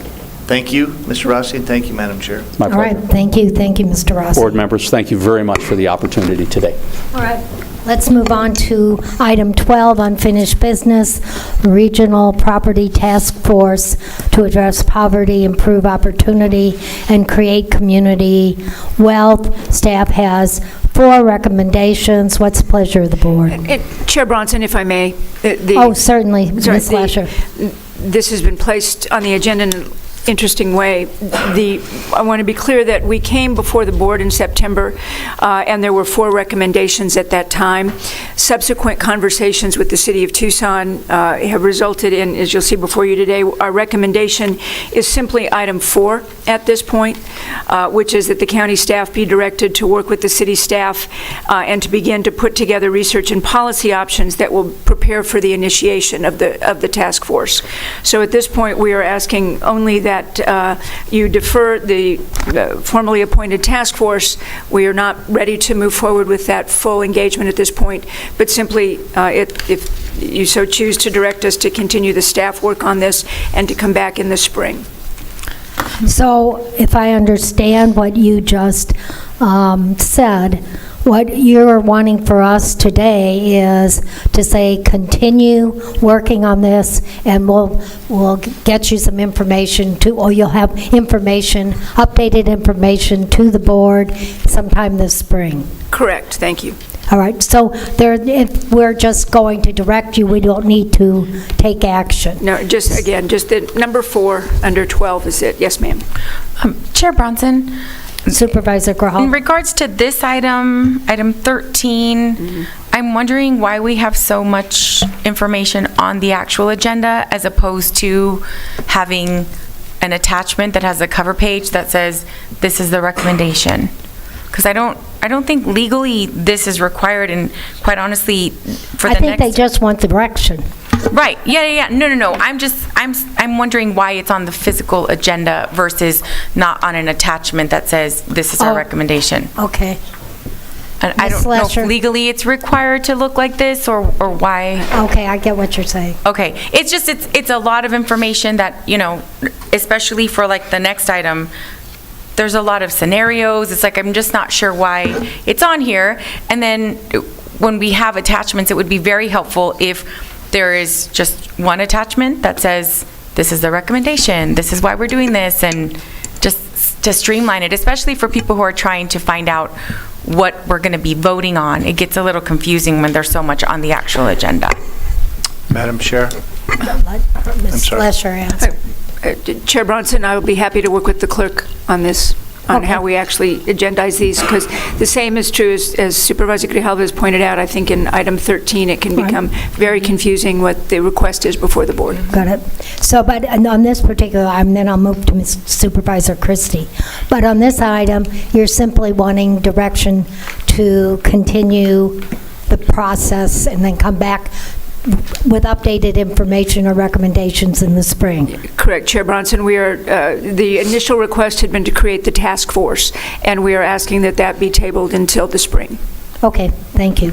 Supervisor Christie. Thank you, Madam Chair. I have some issues on this particular item, and as we're talking about direction, I have to voice my concerns about the direction that this is going. This is called the Regional Prosperity Task Force to address poverty, improve opportunity, and create community wealth. And it appears, as this was an unfinished item that was brought back, that we are moving, as item 4 says, to work with the City of Tucson, but it further appears that we are already getting off on the wrong track with the City of Tucson, and it states so in the county administrator's background, which states that shortly after transmitting the memorandum to the board, I, the county administrator, heard concerns from the City of Tucson's Vice Mayor, Santa Cruz, about our recommendations.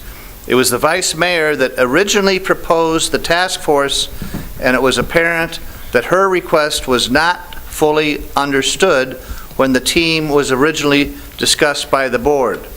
We now understand that our intent was more in line with recommendation 4 already. So already there's a disconnect right out of the chute. And it seems to me, I don't know why we have to collaborate or task force with the City of Tucson when Pima County already has resources surrounding this very issue, such as the Pima County Department of Economic Development, Visit Tucson, Sun Corridor, and major engagements with numerous other economic development entities. And even deeper, is this really about regional prosperity, or is it to direct monies to underserved communities, addressing economic inequities by redistributing Pima County taxpayers' monies within Pima County? And most of the lack of prosperity that this is supposed to be addressing, this item, resides within the City of Tucson. Therefore, it's obvious to me and my district that none of this exercise or attention would be paid or directed to benefit rural Pima County communities. And if the City of Tucson wants to develop their own plan, fine. But we don't have a good history with the City of Tucson, and we don't have to look any further than the city's imposition of differential water rates, or the city's efforts to destroy the RTA, or their attempt to undermine PAYGO, road repair, and other items. This subject should be turned over, as was stated earlier when this was first brought up, to the Pima Association of Governments, and this is where it belongs, and that's where true regional prosperity begins. And I read from the Pima Association Government's mission statement that the Pima Association of Governments has an important responsibility planning for the region's future to enhance our regional mobility, sustainability, and livability. PAG carries out its planning role by working collaboratively with local, state, and tribal members. We pool our resources and provide the best data possible for our leaders to make important decisions that set the stage for economic vitality for our region for years to come. So it seems to me that Pima Association of Governments is the best vessel to address these issues and not to engage the City of Tucson, which really is looking for monies from Pima County to address their own problems and needs. So I would just say that we don't need to involve with working with county staff. I understand the recommendation for collaboration with the City of Tucson, but this is not going to be addressing the issues that really matter. So thank you, Madam Chair. Any further discussion? I think you've already got your direction. Madam Chair. Supervisor Scott. Thank you. Yes, Ms. Lesher, in your memo of October 25th, you recommended that the board support recommendation number 4 only. Were we being asked for a motion with respect to that recommendation? That was my understanding. No. No? Yep, we were. That's what it says in the memorandum. I think for that, we're talking about this item. I know, and that's okay. And the memorandum dated October 25th, which is attached to this item, says, with this in mind, I respectfully recommend the board support recommendation number 4 only, with the following changes, including deferral of a formally appointed task force. So my question is, I guess it's a point of order question, is do we need a motion to approve that recommendation? I had said at the beginning. And so no longer? No. Chair Bronson, Supervisor Scott, and others, I believe that if the direction that I'm hearing from the board today is that you would like us to continue with item 4 as presented today, that we can continue working with city staff and others and come back in the spring. If I am hearing it correctly that that is the will of the board, then it's up to the board whether they choose to formally make that motion. That's fine. If that's the case, Madam Chair, I have some questions about the spreadsheet that is attached to the memorandum. Okay. And the first question is to follow up on Supervisor Christie's point about the involvement of other jurisdictions. First of all, my understanding is that you did reach out to the Pima Association of Governments and were told by the leadership of that organization that they chose not to oversee this process. Is that correct? Chair Bronson, Supervisor Scott, that is correct. Okay. The other point I wanted to make is the second part of the spreadsheet refers to outreach to staff from other municipalities and tribal nations to request staff participation in the working group. Follow up with Supervisor Christie's question, I'd certainly like to know what response you get from the other municipalities and tribal nations in terms of their participation. Would also like to know which county staff will be involved in this task force. That is not noted in the memorandum or on the spreadsheet. Would also like to know who are the University of Arizona researchers that are spoken about under the National Literature Search section, and why they are chosen to work with this group. And then I would definitely like more information on this Opportunity Atlas and how it will be used. Chair Bronson, Supervisor Scott, thank you. We'll be glad to provide a response to you and all the members of the board. Thank you very much. Thank you, Madam Chair. Madam Chair? Oh, I think Supervisor Hines had a question first. Supervisor Hines? Yeah. Thank you, Chair Bronson. And I'm not super comfortable with just by way of direction. I think when the board wants to do something, then we should vote. So I would like to move the fourth recommendation for the Sessions memo, if someone wants to second that. Is that form of a motion? Is there a second? I'll second. Okay. Roll call. Okay, Supervisor Christie? No. Supervisor Grijalva? Yes. Supervisor Hines? Yes. Supervisor Scott? Yes. Chair Bronson? No. All right, let's move on to item 13.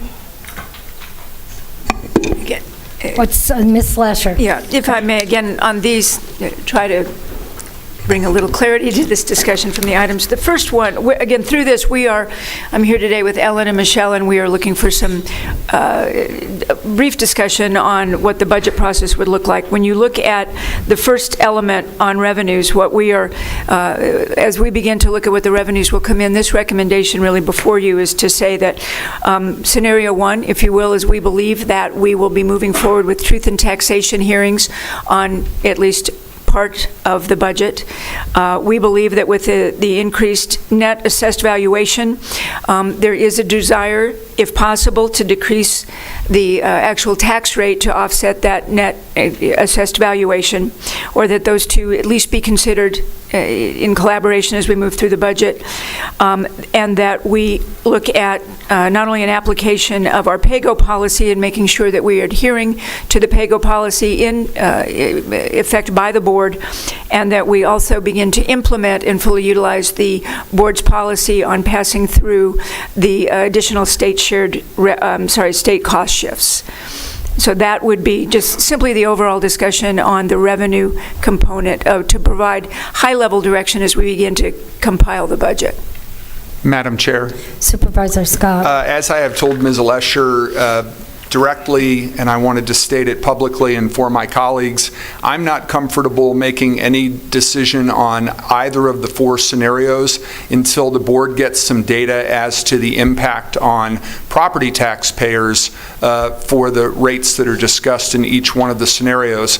We've gotten some good information on projected revenues, but I would like to know the potential impact on property taxpayers of each one of those scenarios before I weigh in on which scenario sounds more favorable. And thank you. And Chair Bronson, I think if specifically what we're looking for, if there's information, Supervisor Scott has just indicated what he would like in terms of the impact not only on, the average taxpayer, what an average home, I believe we can provide you some transparency on what that might look like. If there's any additional requests of that nature, we're happy to provide that in follow-up information to the board. Yes, Madam Supervisor Christie. To that end, Ms. Lesher, I would like a scenario that reflects that the policy is as the tax revenue is as neutral as possible.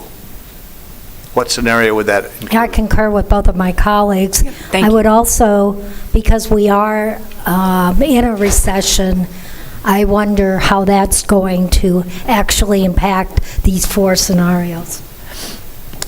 Madam Chair, the 4 scenarios, are you referring to all of? Yeah, the item 1, On scenario revenues? number 1, 2, 3, and 4. So Chair Bronson, as I understand, we're happy to provide additional information for future discussion on this item. How inflation will affect these scenarios. Thank you. Inflation and recession. Thank you. Okay. Unless there's additional questions, I would under expenditures. To be clear, with the medical and dental, as we've indicated in here, the Health Benefits Trust has a shortfall of just about $7 million. My recommendation would be for the board to direct us to transfer cash from the general fund for those over 2 years, or item B, transferring $3.7 million in 2024 and $3 million in 2025, so that we can right-size that health trust fund again, which impacts the benefits and the rates paid by all of our employees. Okay. Any further questions on this item? Yes, Madam Chair. This is under expenditures, correct? Yes, sir. I do have a couple of questions on this. First of all, you note that there's a shortfall of $6.7 million that needs to be funded, and that you have some explanations as to how that happened. How did we get here with that $6.7 million shortfall? Now, I go to your memorandum, and it's interesting because it says, this means that the Health Benefit Trust Board is underfunded by approximately $6.7 million. This shortfall did not occur in 1 year. That's not good. The HBT was underfunded by approximately $2.7 million in the end of fiscal year 2020-21. In fiscal year 2022, the board increased the employee and departmental medical rates by 11.4%. This was done to address the shortfall in the HBT departmental medical rates. This was done to address the shortfall as well as address the increased costs of medical claims that was anticipated. So the same year that Pima County increased medical rates for employees by 11.5% to address the shortfall, it didn't work. Still not good. Unfortunately, fiscal year 2022 saw continued increases in the costs of medical claims as well as fewer enrollees in the health care plan. So the rate raise for the employees was also to address anticipated increased costs of medical claims, yet costs of claims still rose that was unanticipated. So I need a little bit better explanation of why we have a $6.7 million shortfall, and doesn't it mean when you have fewer enrollees, this causes one to ask, if there are fewer enrollees, wouldn't that require less money needed for reserves? And then finally, we're being asked to give direction while departments are currently working to determine the amount of the premium increase. So it seems to me that a premium increase is a done deal. And why all of this request for direction when analysis is still being conducted and won't be ready until November or December? Why don't we wait until then unless a decision has already been made to raise rates? Chair Bronson, Supervisor Christie, I think there's a bunch of different elements there that just got combined at once. One of the things that we've been looking on in the last couple of years, and we do have, again, our advisors as well as the department director here from finance, looking at the right amount, and that needs to be the fund balance with the health trust fund. And that over the first years that we began to operate that fund, the fund balance changed dramatically or changed over the years without a positive determination or affirmative determination by that board about how many months of actual operations or payments of health benefits needed to be maintained in the reserve. And so we saw the amount that was in the fund balance decrease over a period of time. What we're looking at now is working with the consultants and the board to look at what is the amount we need, and I believe it was 3 months that was determined as the right amount to be held in trust. At the present time, we are below the amount we need to provide 3 months of our experience with the expenditures by about $6.7 million. We are then looking at what the entire package looks like for the new year, which would be coming into the budget determination as we evaluate how many employees we have, what those rates are, depending upon what our health providers are indicating, and then whether or not we come back to the board and make recommendations from the Health Trust Board about whether or not we're looking to increase the rates paid by the employees or whether or not we will increase that paid by the county. But what we're looking at initially is simply how do we right-size that fund? And Ms. Moulton, if there's any additional information, Ms. Moulton, that you would like to add. Yes, the Health Trust Board, Chair Bronson, Supervisors, Administrator Lesher, the Health Trust Board had set aside 4 months. They had made the determination that 4 months of medical claims was the appropriate reserve that we would have in the Health Benefit Trust Fund. Supervisor Christie, your questions regarding the how did we get here were spot on. Last year, when we made the determination to raise rates by 11.4%, that we did take into consideration what needed to cover the shortfall in the reserve. However, we did not anticipate the accelerated inflation that has happened this last year. Even though the rates were raised in anticipation? Yes, sir. But you didn't anticipate that? We didn't anticipate enough.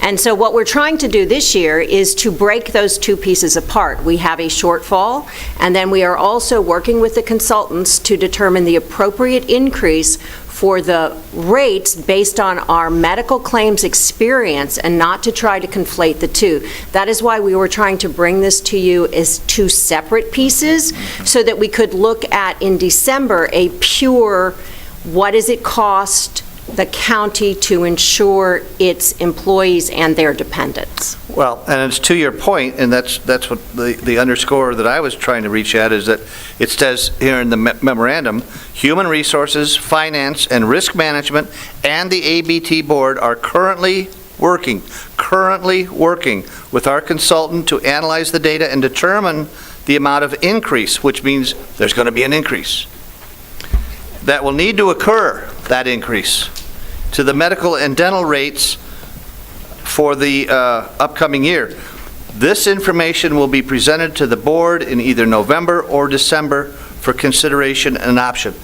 Why don't we wait till November or December to get that information before we try and give you direction or action? And Chair Bronson, Supervisor Christie, fine to do so, to wait. As Ms. Moulton has said, we're trying to bifurcate the issues to look at what we need to do to get the fund balance where it needs to be, and then to look at rates for the future. Well, if the preference is the board is to bring those back together, that's fine. I will be anticipating bringing that information back to the board.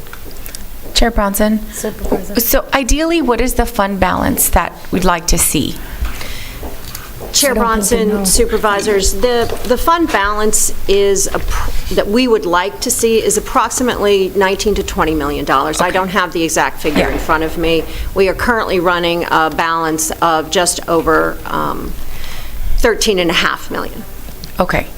And then, so when we're looking at rate increases, we're talking about July, when that comes back to us. Is that correct? The increase, Chair Bronson, supervisors, the increase that we would be presenting to you in December would be for the fiscal year, which starts in July. July. Okay, and then if you could at some point give me a list of the members of the Health Benefits Trust Board. I'm really wanting to see what employees we have on those committees, because with my other hat, we call it the Employee Benefits Trust, and we have a combination of community members that and people that are very knowledgeable about what it is that we have to do. I think Pima County has some really amazing benefits available to our employees, and if participation is down, then we need to see, is it because they're your spouse is covered by someone else and those benefits are better, but I mean, ideally we'd like to see more participation, and we also have a lot of vacancies.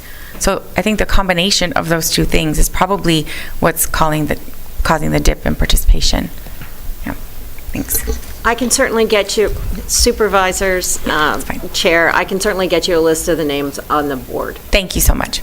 Oh, and also the frequency that they meet and how often they have an opportunity to review. So are they a part of the selection of the vendors? Are they a part of reviewing RFPs? When are they involved in those, in the timeline of when the county opts to go with a certain benefits package, a certain vendor? I'd just like to see how involved that committee is. Chair Bronson, Supervisor Grijalva, why don't we get you a full report on the Health Trust Board and thank you. It's the first time that I've had an Absolutely. opportunity to sort of look at this issue, and I think it's important that we have people around the table to help guide the county. And Madam Chair, just to reiterate that we will have at that, along with what Supervisor Grijalva is requesting, the finished product of the analysis that's being performed on, as so stated in these agenda items? Yes. That would be the direction that I think the board should follow. All right, go ahead. Yeah, Chair Bronson, I don't know how that's going to affect the current reserve. I mean, I think the shortfall is still an issue. And so I don't know if, we can delay to November. Right, but my understanding, though, is if we have 13 million and we'd like to see 19 or 20, we're going to have a shortfall. I don't know in the short run if we're going to be able to increase the reserve in the period of time we need to without taking some action. Have we exhausted this? Chair Bronson, I believe we have some direction. Okay. Let's move on then to... So just quickly then, Chair Bronson, so you'll be bringing that to our next meeting, and hopefully we'll have an opportunity then to vote? Chair Bronson, Supervisor Grijalva, yes. Okay, thank you. And the next item regarding the classification compensation, we were looking for if there was any sense of the board of how you would like to proceed going into the new year, including any kind of compensation increase in the new year. We provided very quickly a high-level look at what the total amount would be if we did across the board 3%, 5%, or 8%. I think what I would ask at this point is simply for purposes of developing a budget that we look at a 5% across the board, which just provides us some rough idea of what compensation increases might be for the various funds, and that accommodates if you were to look at something as you did last year where some got more, some got a lesser percent. We can just use a figure like that to begin to build the budget for the new year. Madam Chair? Supervisor Christie. Here again, as it states in the agenda, the county has undertaken a comprehensive classification and compensation study. As the study is not expected to be completed until February of '23, it would be prudent to identify a dollar amount during the planning phase for the budget for salary increases. So we're being asked to give you direction on a salary increase plan based on data that we don't have. Chair Bronson, Supervisor Christie, as we say, we are in the process of working on the study now. It will be completed in the spring.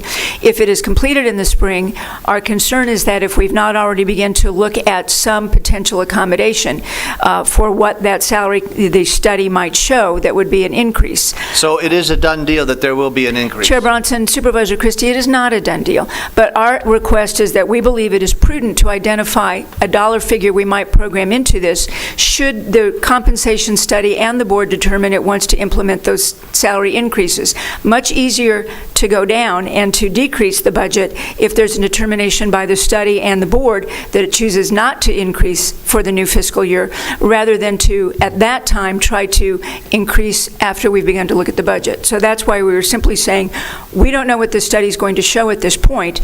If we provide some amount for budgeting purposes as we begin the preliminary days of the budget to look at what might come out of that conversation and the discussion, it is prudent to include that at this time. Madam Chair, I'd like to just give direction that we wait for the results of the study before we make any determination.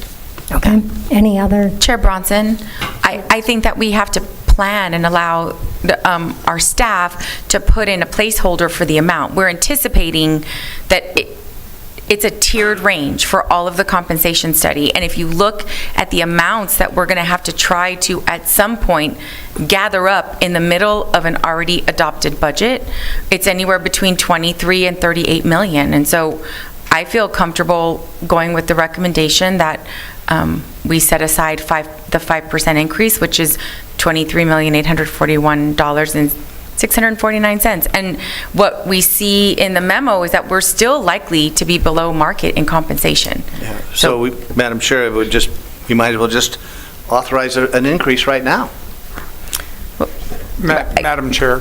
Supervisor Scott. The only recommendation that I see from administration is on page 5 of Ms. Lesher's memorandum, Budget Process General Budget Guidance, dated today, where she is recommending setting aside $11 million from the general fund to fund anticipated increases. That's the only recommendation that I see, and that wouldn't even fund a 3% increase. I think what we're being asked to do is to set aside that amount to fund anticipated increases. But that's the only recommendation that I see. Madam Chair.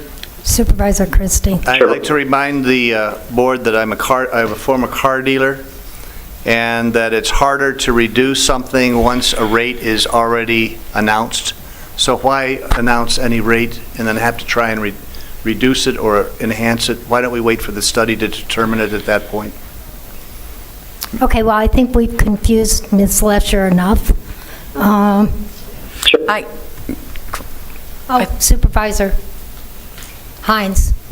Thank you. I believe I heard a motion from Supervisor Grijalva, and I would like to second that motion. Thank you. What was the motion? What was the motion? The set aside of the 5%. Okay. There's a motion and a second. Roll call. Supervisor Christie? No. Supervisor Grijalva? Yes. Supervisor Hines? Yes. Supervisor Scott? No. Chair Bronson? No, motion fails. All right. Madam Chair. Supervisor Scott. I would like to move that we set aside the $11 million from the general fund that is recommended by the county administrator in her memo dated today. Chair Bronson. Is there a second? Yeah, I'll second. Motion Chair and a Bronson, second. that is the recommendation, just so we're clear, for salary increases, correct? So that has nothing to do with any of the classification compensation study, none of the changes in classification. It's just a general increase. That's my understanding. Is that correct, Ms. Lesher? That is correct. So ideally, it would be the 23 million plus the 11. That vote passed, it didn't pass, but I just wanted to make sure that I understand it correctly. Madam Chair. Supervisor Scott. My understanding is that we're being asked to set aside $11 million because the compensation study is going to show the need for increases, and that this $11 million is a placeholder dependent on what the board determines increases will be. We have 3 possible increases that are listed in this memorandum, but we may not select any of them.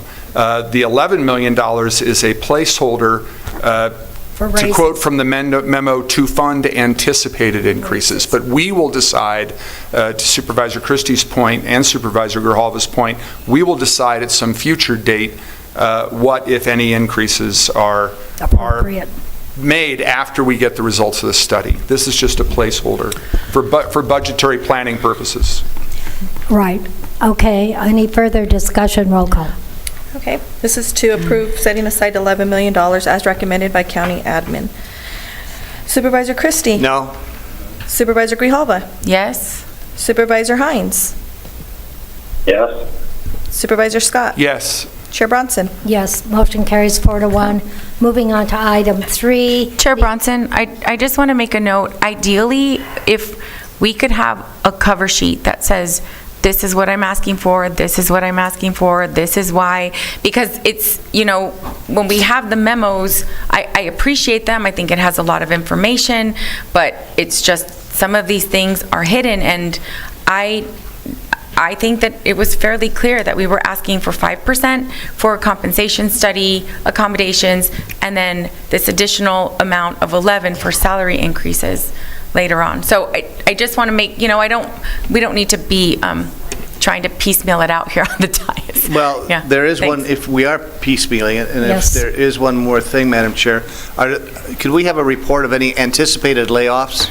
Is that in the scenario too? So a response from Human Resources and the county administrator about the potential as we head into a recession that there might very well be anticipated layoffs, and that we just can't automatically have raises in place when we're going to have to be laying people off.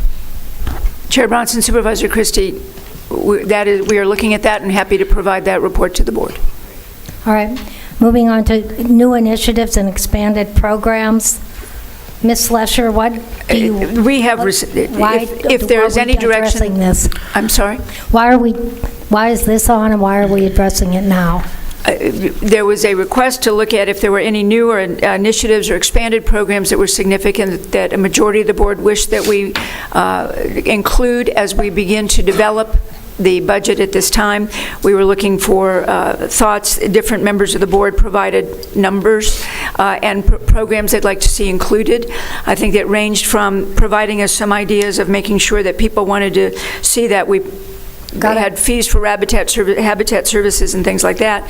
We've got that direction. Should there be a desire to look at some of the programs such as proposed by District 2 that were $38 million for affordable housing or capital improvement programs, we would really request that the board provide that direction at this time, because that's going to take some significant lift in a new budget. Madam Chair. And I think that Ms. Lesher would also, we're looking at new programs, and there's none that I will support at this point. I want to know where we are with the fund balance, and because we are much lower than we've been in years past, and I think that impacts anything we do with the budget. Madam Chair. Supervisor Christie. I just think it's important that that this goes on record, that the public knows and is aware of the new initiative and expanded programs that have been forwarded by my colleagues. There are 9 of them, and here's just a few of them. District 2 wants $38 million for affordable housing. Climate change. District 2 wants $30 million in the capital improvement program in order to cut carbon emissions more aggressively. District 5 wants funding for sustainable action plan for county operations. Pima Early Education, PEEPS. District 2 wants an additional $5 million in the library district budget to continue building the capacity to fund PEEPS long-term and set the stage to expand its reach. Open space. District 5 wants at least $2 million for open space. Transportation. District 5 wants an additional funding for SunTran, SunLeak, and SunVan. And then finally, rental assistance and eviction prevention. District 5 wants enough funding to ensure that there is sufficient funding for future rental assistance and eviction program. What will be cut in our budget to accommodate this expensive wish list? How are we going to pay for this as we head into a recession and taxpayers are maxed out and need protection? I mean, this is pretty bold and a pretty big wish list with a lot of money and no way of saying how we're going to budget. Chair Thank you, Madam Bronson? Chair. Thank you. So we were asked by our county administrator, as they're building the budget, what are some things that you'd like to see in the budget? That's why most of the items that I have listed there don't have dollar amounts. I did not anticipate that it was going to be on a list like this on an attachment. It was something that I forwarded to the county administrator and staff so we could look at. These are things that I would like to see reflected in the budget.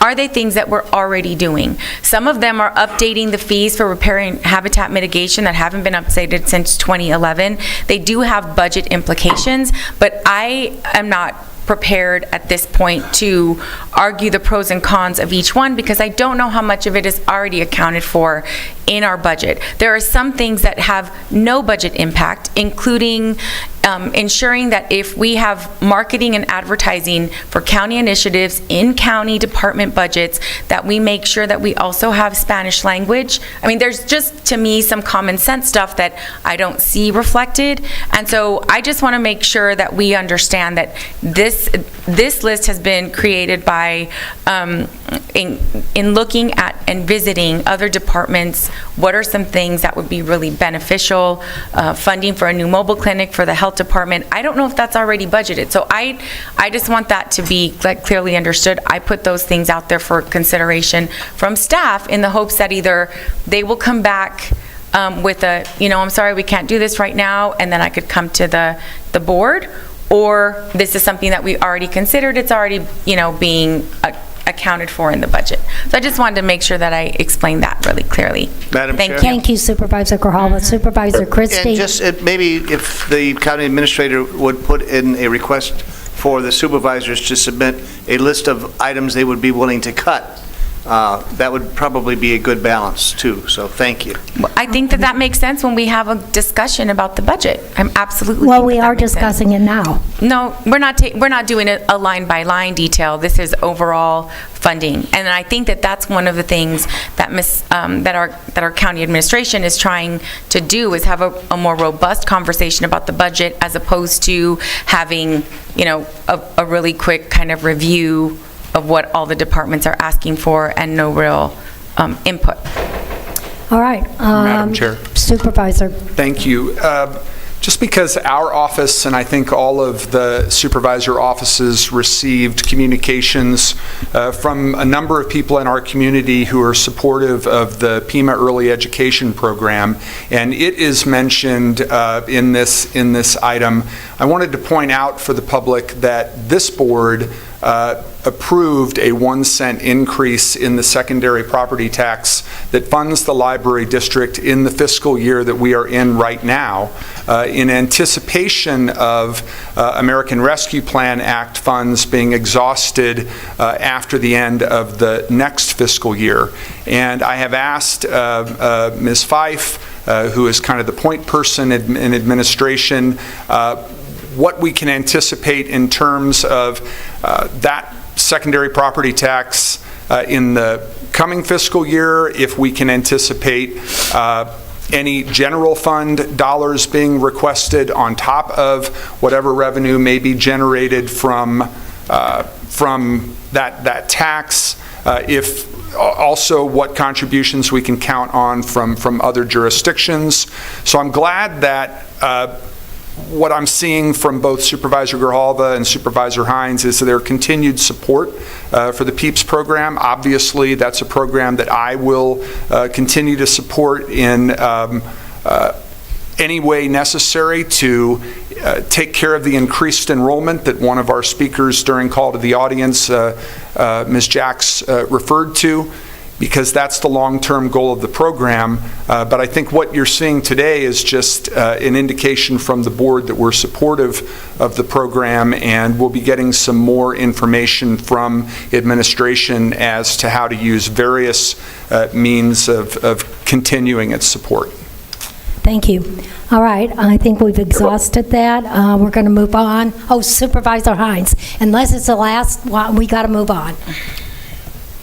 Proceed. Okay, that I'll be wanted to echo my own memo and appreciate the comments from Supervisor Grijalva as well as Supervisor Scott. I think I mean, look, we're spending $70 million on belts of asphalt and concrete and pavement.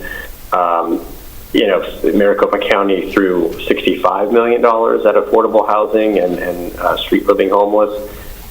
We can do a hell of a lot better, frankly, and we have to. And it's great to get these kids into school for some programs, but if you're sending them home, but home means to the curb because they're living in the minivan, right? That's why all of these things go together. We have to look at all of these things. So we need to be bold, and we need to look at the entire continuum here. Like, these kids leave school or their early education programs and are living in minivans or on the street with their parents or parents maybe. So we can't just pick and choose one program here and there. We have to look at a lot of the programs that interact. And so addressing poverty and addressing affordable housing and street living homeless, as well as preventing potholes from assassinating our vehicles' tires, all of these things are important. All right, thank you. We're going to take a 10-minute recess. We'll come back in about 10 minutes.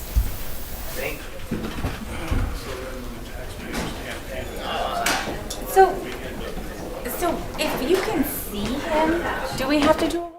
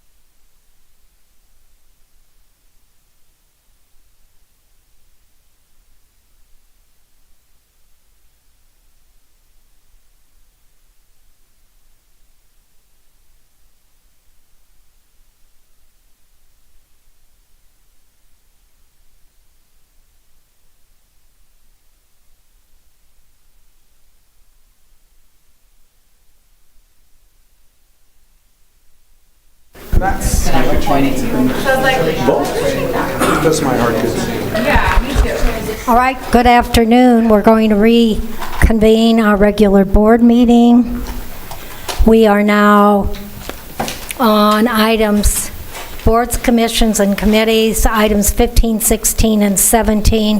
This was continued. There was some question as to whether we legally could appoint Mr. Helen to the Corrections Officers Retirement Board, Public Safety Personnel Retirement Board, and County Attorney Investigators Local Retirement Board. I think that the question has been answered, and I'll defer to Mr. Brown, but I think we can now move forward with this. Is that correct? Yes, Board Chair, board members, for Mr. Helen, at least through the end of his term, through the end of the year.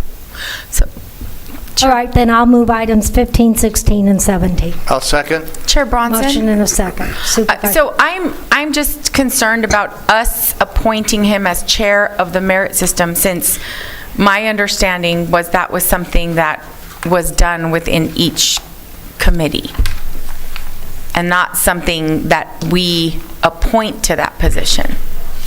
Well, you heard from our legal.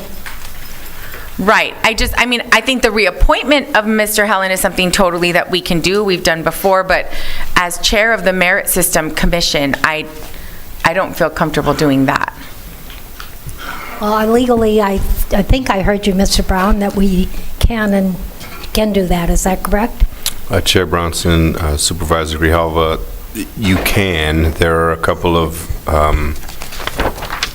of issues. One is that under ARS 38-893, the board chair can appoint the head of the merit system, but again, that's one of 5 different statutory or Pima County codes that we've referenced that are maybe in conflict.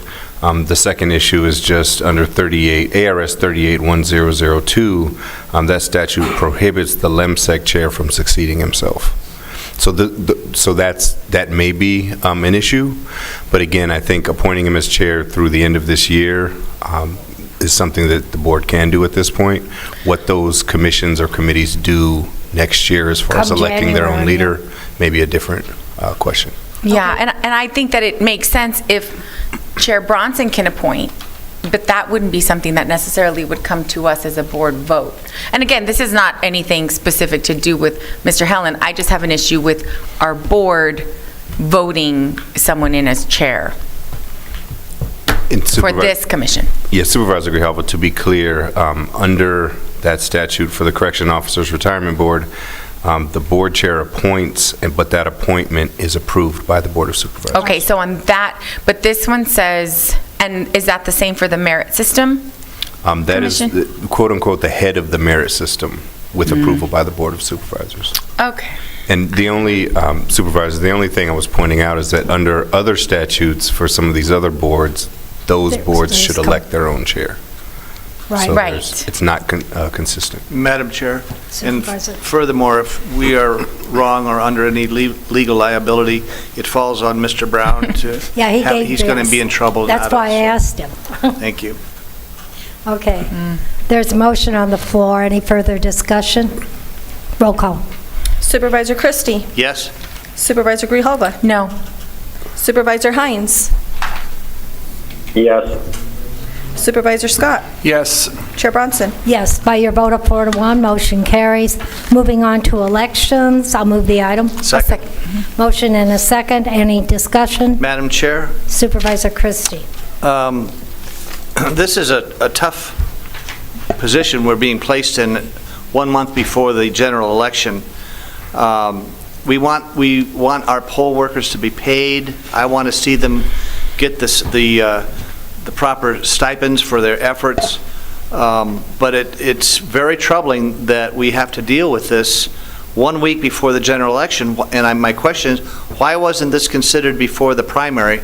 I see that the elections director is not here. I'm hoping that I could get some clarity from the administrator. Also, there is no math being done. There's no total expenditures that this would cost additionally than what has already been budgeted in order to accommodate these remnant poll workers that are not being properly remunerated. And then on the background, on the fiscal impact page, there are no numbers.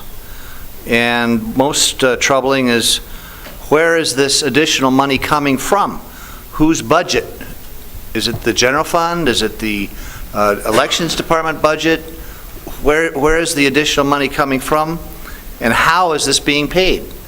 What were the poll workers paid in 2020 with the Chan Zuckerberg grant? We never saw those numbers. That didn't seem to be a problem because of that grant. And basically, it's all about the cost of running an election, and there should have been a serious discussion about the total cost of poll workers. We knew of this distance issue back then. Why wasn't it discussed or addressed then? So my three questions, and I don't know who best can answer it, if anyone that's here, is how much more money is this going to pay, is going to be paid out total? Whose budget is it coming from? What were poll workers paid in 2020 with the Zuckerberg grant? Those are my questions. Chair Bronson, Supervisor Christie, I'm happy to get back with you on that. Yep. I'm sorry, what? Happy to get back with you with those answers. All right, there's a motion and a second on the floor. Roll call. Madam Chair and Supervisor Christie, Ms. Hargrove is connected remotely. Well, we're going to get answers later. Okay. Well, roll call. Okay. Supervisor Christie. I feel very uncomfortable voting when Ms. Hargrove has made herself available to answer these questions. Can we not ask the questions as long as she's made the effort to be here? All right. Is she connected? Yes, I am, Chair Bronson, Supervisor Christie. Yes, thank you for that question. And just to answer the August question, why wasn't it done for the primary? I did not, at the time, have, I guess, the foresight to know that there was so much more work that would need to be done to actually implement the electronic poll books and vote centers. I've asked more of the poll workers. I've asked them to attend additional training classes. I have required them to do a Monday night setup that was actually not mandatory, and is not mandatory in the statutes, and they've done that. And so I've asked for the additional increase, and it is not permanent. You're absolutely right. It is not permanent. I do have additional calculations that I can provide to you, but it's just to compensate them for the additional work for this year for the general election. This is not permanent. I will be back before the board to ask for permanent increases for the poll workers. And since I am requiring them to come to additional classes and longer classes, I ask for additional funding for them to be able to do that. And looking at the total cost that it would cost the county for the $75 increase per worker that I'm anticipating is $119,400. So the money is actually in my budget. We do have a cost savings for poll workers because we have 129 vote centers as opposed to 249 precincts. So there was a cost savings that will be absorbed in my budget if it is the will of the board to actually pass this. And I did ask for some additional incentive for individuals who will be traveling to remote areas based on my evaluation of whether or not they do qualify for that, so that we could fill those positions if necessary. That answers my questions. Thank you. Thank you. All right, roll call. Supervisor Christie. Yes. Supervisor Grijalva. Yes. Supervisor Hines. Yes. Supervisor Scott. Yes. Chair Bronson. Yes. Motion carries unanimously. Moving on to Finance and Risk Management, item 19. I'll move the item. Second. Motion and a second. Discussion. Any objections? Supervisor Hines, do you object? No objections? All right, motion carries unanimously. Moving on to grant application acceptance, unfinished business. I'll move the item. Second. Motion and a second. Discussion. Madam Chair. Supervisor. I again here, just so everyone has clarity on what we're spending on this topic, we already saw what we were spending for medical care. The purpose of this amendment is a $10 million grant that awards funds to Pima County. Oh, thank you. It's a $10 million grant that awards funds to Pima County as the fiscal agent to cover cost of the partnership with Pima County, City of Tucson, Catholic Community Services, and the Inn of Southern Arizona incurred by provision of humanitarian aid to U.S. southern border asylum seekers. The outcomes of this are to provide food, shelter, and other humanitarian support to asylum seekers, and congregate shelter is provided at Casas Elitas Welcoming Center, and non-congregate shelter for overflow is provided at Comfort Suites, Jot properties for COVID-negative individuals, and families at the Red Roof Inn, Jot properties. So, we have at this particular point asylum seekers that we've spent in total, with more to be spent, is for sheltering. We've spent over $13 million. Medical, we've spent over $3 million. Food, we've spent over $7 million. And transportation, over $1 million, getting right up there to a total of $25 million of taxpayer money involved in the asylum seeker process here in Pima County alone. One question I do have is on the balance sheet with all the EFT deposits and everything. It actually shows we have that $13 million involved here, but it shows that this is going through the United Way. What does the United Way have to do with this whole process? Because right up here in the top left, it shows United Way. Chair Bronson, Supervisor Christie, I'm going to have Dr. Garcia provide the specificity to that. This is the national fund, and so as FEMA works with the National United Way, it is not any way associated, first of all, with our local United Way, but how the board is distributed for the federal EFSP, Dr. Garcia can explain. The emergency, Chair Bronson, Supervisor Christie, Administrator Lesher, the Emergency Food and Shelter National Board program is administered centrally by the United Way, and they are indeed the fiscal agent, the clearinghouse for those FEMA resources. FEMA relies on them on a national level to distribute these resources, not just for the purposes of asylum seekers, but for the purposes of other FEMA responses. And I'm sure they get an administrative payment for that.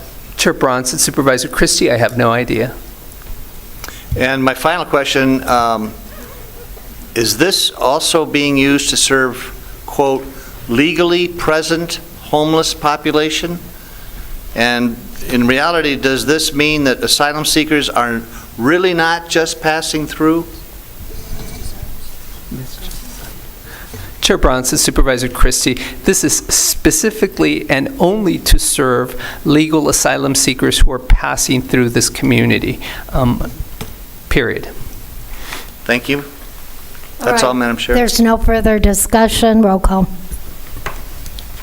Supervisor Christie? No. Supervisor Grijalva? Yes. Supervisor Hines?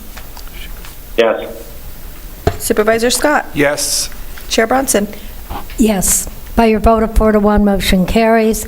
Moving on to hearings, franchise license permit, items 21 and 22.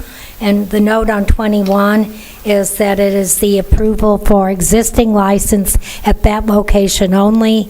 These are hearings. Is there anyone in the audience that wishes to address us in opposition at this time? If not, I move to close public hearing and approve the items. I'll second. Motion and a second. Any discussion?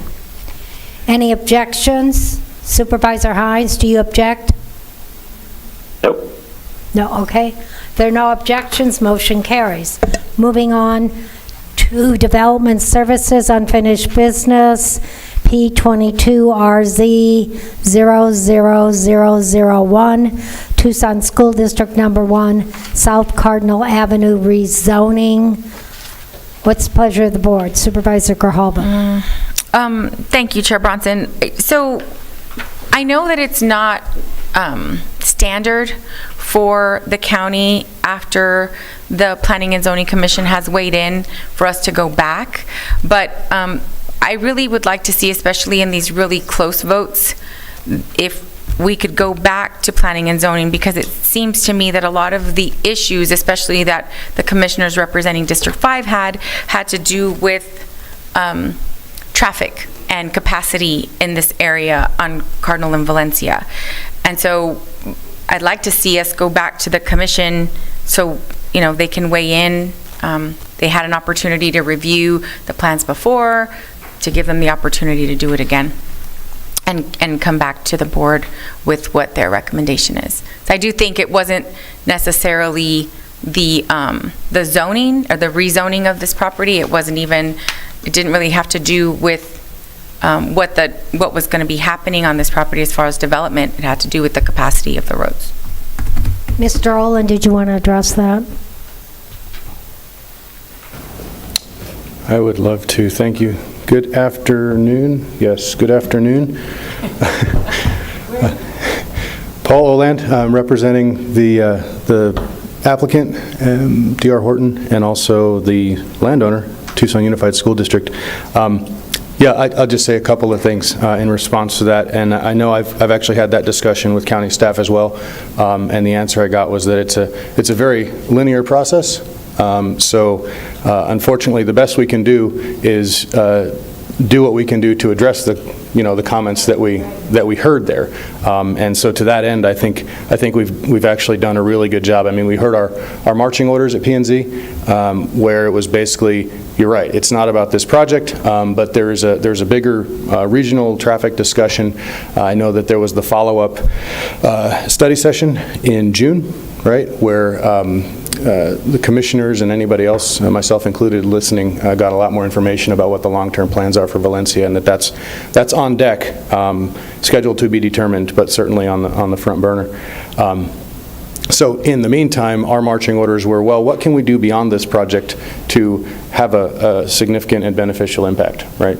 And so we got with our traffic engineer and our civil engineer and looked at that intersection of Mission and Valencia, which I think was the sort of the epicenter of concern, right, that was expressed at P&Z. And I know you need to drive through that every morning. I get it. So what we came up with was actually a design that works within the existing right-of-way, so we don't need to encroach onto tribal lands. Mission Road is maintained by the county through an IGA, and so and it's also where, of course, Valencia necks down from its widened condition east of there to its less wide condition west of there. So we determined that by widening Mission and installing a right turn lane, so heading north on Mission, right turn onto Valencia, the widened portion, that would actually have a hugely beneficial impact to that intersection. And there's a slide that I sent in, but I think you were all provided with a copy of it. So, but there's a couple charts on there that basically say in 2020. Yeah, I can't read that, but in the near future, right? I mean, that intersection is already on its way down towards failing. Without this project, it will fail. And you can see on that chart, I think there's 8 failing movements, and then it causes the entire intersection to fail, right? That's that red E at the very bottom with a 70-second average wait time or something like that.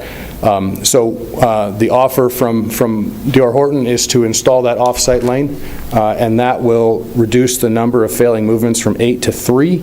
It will pull the entire intersection out of that failing condition, and it'll trim an average of 20 seconds off the average wait time.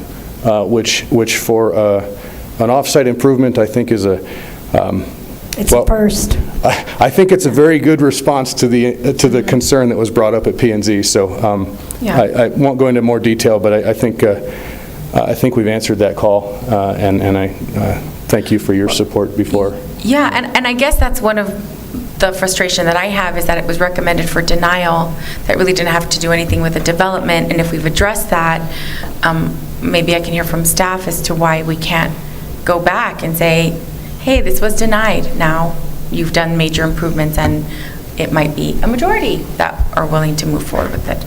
Again, as we've addressed, this is a linear process.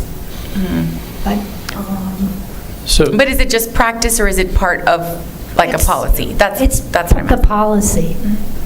Yeah, Chair Brownson, Supervisor Grijalva, great discussion, good questions. The code lays out the steps for bringing rezonings through initial application all the way to the Board of Supervisors, and it provides authorities for each of those steps along the way. If it's staff, it's the Planning and Zoning Commission, the Board of Supervisors. So the code as it currently exists says the board may amend whatever recommendation was received by the Planning and Zoning Commission. It doesn't have a remand back to the Planning and Zoning Commission as it's currently written.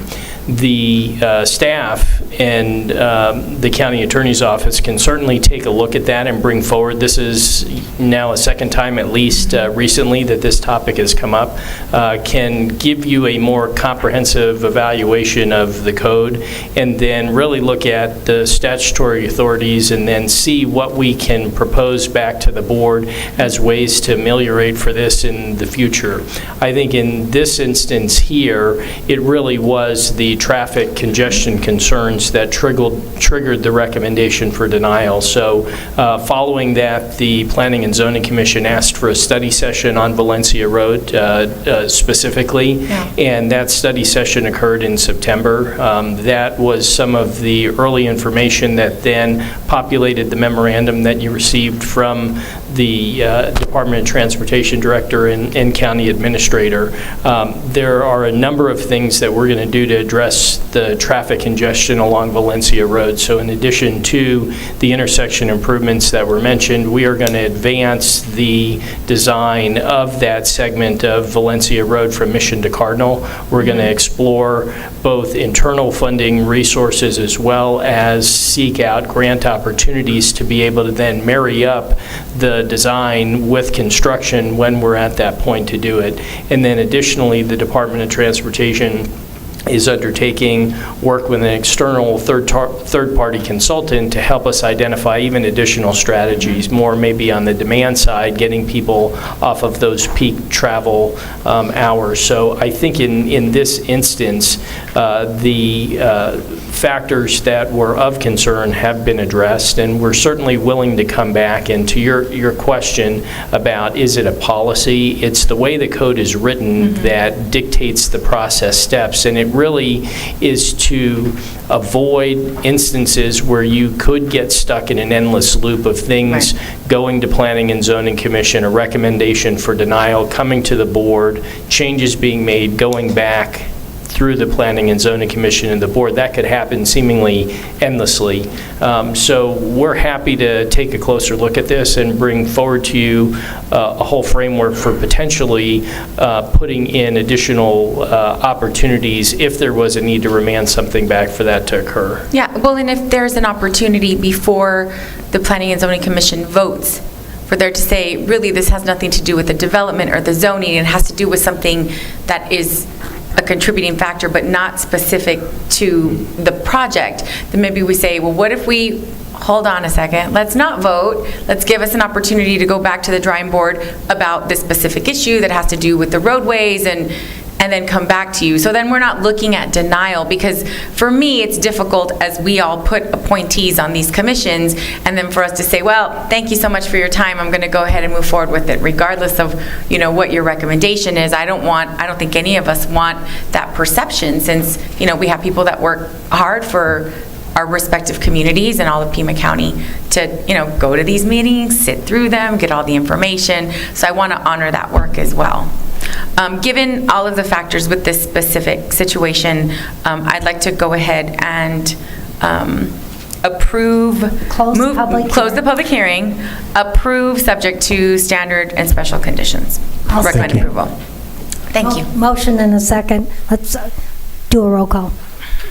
Madam Chair, Supervisor. Thank you. I appreciate Supervisor Grijalva talking about the traffic concerns that were brought up at the planning and zoning level. There were also flooding concerns that were brought up at that level, and I wanted to ask staff if they could comment on how the conditions that were put in place by the Regional Flood Control District will help to address the flooding concerns that were raised at the P&Z level.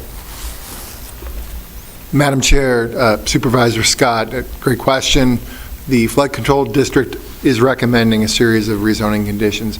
Essentially, the big benefit will be the requirement for the developer to submit and obtain approval for a subdivision plat. That is a very iterative engineering document that will produce a much better flood control than it would be if left in its natural state, or if it's left in a state where it's not rezoned and then just splits or organically occurring. So the subdivision platting process will lead to better flood concern conditions.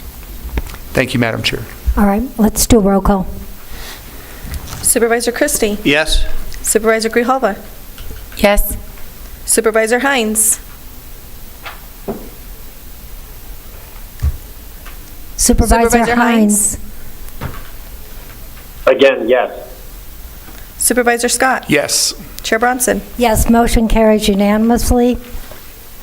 And let's now move on. Just got a word that our elections director has had to leave. She has a meeting, 1 o'clock meeting with the Secretary of State. All right, let's move on to item 24. It's a rezoning closure, and there's A and B. We need to hear A first, and then followed by B. I'm sorry, there's a C as well, sorry. So what's the pleasure of the board? Madam Chair. Supervisor Scott. Oh, there is somebody here. No, okay, all right, you're going with him, all right. Yeah. Madam Chair, if there is nobody here to address us on this matter, I move that we close the public hearing and affirm staff's recommendation of denial of the closure of the rezoning. Second. Are there any objections?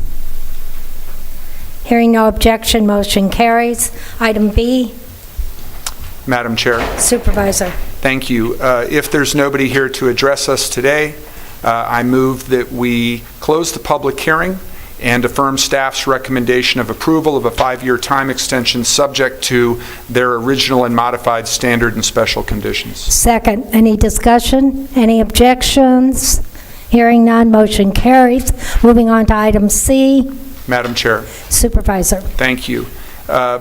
If there is nobody here to address us on this matter, I move that we close the public hearing and also affirm the recommendations of both staff and the Planning and Zoning Commission to approve the modification of rezoning condition number 11, subject to original and modified standard and special conditions.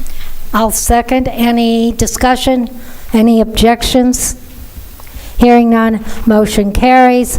Moving on to item 3 on the addendum agenda, Constable Justice 1 Precinct. I move that item A is the acceptance of the resignation of the Honorable John Doerr, effective November 4th, 2022. I move acceptance. Second. Motion and a second. Discussion, objections, hearing none, motion carries. Moving on to item B, discussion, direction, action regarding selection process to fill the vacancy of Constable Justice Precinct 1. What our usual procedure is when we have to appoint someone is number 1, applicants who are interested for the position need to meet the following requirements: 18 years of age and older, literate in English, registered voter in the precinct, resident of the precinct, same political party as the person vacating the office. In this case, it's a Republican. Number 2, interested parties must file the following with the clerk of the board: a letter of interest, a resume, financial disclosure statement. Item 3, the submission deadline I'm recommending would be Friday, November 18th by 5 p.m. Item 4, Clerk of the Board will advertise the selection process in the territorial newspaper November 7th and 14th, 2022, and will post the information on the Pima County homepage. Information regarding and how to submit the public comments will be included.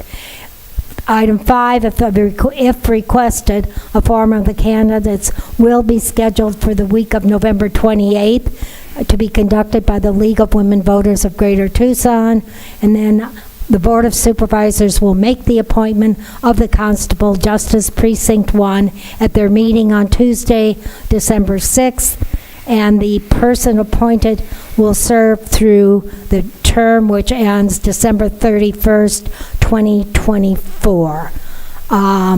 So I would move that we proceed as I've just described. Second. There's a motion and a second. Any discussion? Chair Bronson? Supervisor. I do think that this, we really need to take the opportunity to talk about the constable's office, what is happening there, and these resignations are a really huge cause for concern. And, there has to be some legal remedy that we can utilize if we can't fill these vacancies, or ensure that there's representation for each of the districts, which we don't have right now. I think we've all share your concerns. All right, if there's a motion and a second, and let's do quickly a roll call so we make sure everybody's on board. Okay, roll call. Supervisor Christie? Yes. Supervisor Grijalva? Yes. Supervisor Hines? Yes. Supervisor Scott? Yes. Chair Bronson? Yes, motion carries unanimously. We now move on to item 4, Regional Transportation Authority, Legal and Financial Review. Madam Chair, point of order. Go ahead. With the permission of Supervisor Hines and you, Madam Chair, a suggestion, since the items 4, 5, and 6 seem to be interconnected in many ways, and because we'll probably be cross-pollinating in discussion to prevent being out of order or ruled non-germane, may I suggest that we address 4, 5, and 6 in our discussions together, and feel free to go to each one whenever the discussion goes in that direction, so we're not constantly being told we're out of order and have to go back and Fine. That's a suggestion. Yeah, okay, I have no problem with that. Supervisor Hines put this on the agenda. Supervisor Hines, do you have any objection? That's fine. We'll probably just need separate votes for the different sections, but that's fine with me. Okay. Great. So we're moving on to Madam Chair, Supervisor. I do object, and the reason I do is because in anticipation of discussion of these items, I requested a legal opinion from the council to the RTA board, since I am the county's representative to the RTA board. His legal opinion address items 4 and 5, but it doesn't necessarily address item number 6. Okay, so let's just move then to items 4 and 5. We'll take item 6 separately. I'm fine with that. Is that all right with that? Is that okay with the Supervisor Hines? Are you okay with that? Sure. Okay. That's fine. All right, so moving on to item 4, what's the pleasure of the board? Supervisor Hines. Thank you. So this is kind of a continuation of a discussion we had previously. I certainly have a lot of concerns about the leadership at the RTA, PAG, transparency, having, I guess, back in June, having some of the county projects, I believe 2, moved to a non-existent RTA Next, which I believe to be a violation of, frankly, our commitment to the voters. Because the county did put this forward to the voters in 2006, I believe it was. So you're not really supposed to be shifting around the elements like that. But I think so that we can, if and when an RTA Next comes forward, so that this board can, I think, have the confidence of certainly our constituents to recommend something to the voters if we decide to do that. It is incredibly important that we address some of these concerns now, and the reviews I propose in terms of a legal and financial review. And this is not a formal audit. So the opinion of the, again, I have no real interest in the opinion of the PAG council. I'm not quite sure why we wouldn't ask for the Pima County attorney. I don't quite understand why that was appended. But that's not useful here because we're looking at not a formal audit, but simply a review, and being done by an outside third party to give it some additional, I think, some additional heft. And something that our constituents can trust, so that in the future, if we do decide to move an RTA next forward to the voters, that they will know that RTA, the first version, was things were done above board in a proper fashion. So that's why I have 4, 5 on this agenda. Is that in the form of a motion? And I would move both items 4, yes, items 4 and 5 as a form in a motion. I guess probably as separate motions. Okay, you're moving items 4 and 5. Is there a second? I'll second. There's a motion and a second. Supervisor Scott, you said you had some concerns? Significant concerns, and I will be opposing both of these items. I recognize that Supervisor Hines, in his language, refers to an independent third-party legal review. But then if you go down to his item number 1 under 4, says a review of all Pima Association of Governments regional transportation funding and RTA revenues devoted to delivery of RTA named projects and categorical elements. I could go on, but this is essentially an audit. And the RTA board is charged, it is a special taxing authority that is set up by the Arizona legislature. It is charged to conduct an annual audit every year under the auspices of a certified public accountant. And as Mr. Benavides notes in his legal opinion, that has been done every year. Furthermore, the RTA is also, by direction of the legislature, audited by the state auditor general. And these performance audits have happened in the 10th year and in the 15th year following the passage of the sales tax that funds the RTA back in 2006. In fact, the most recent audit was conducted in April of this year. And I sent notice of that to the board. So I don't see the need for this.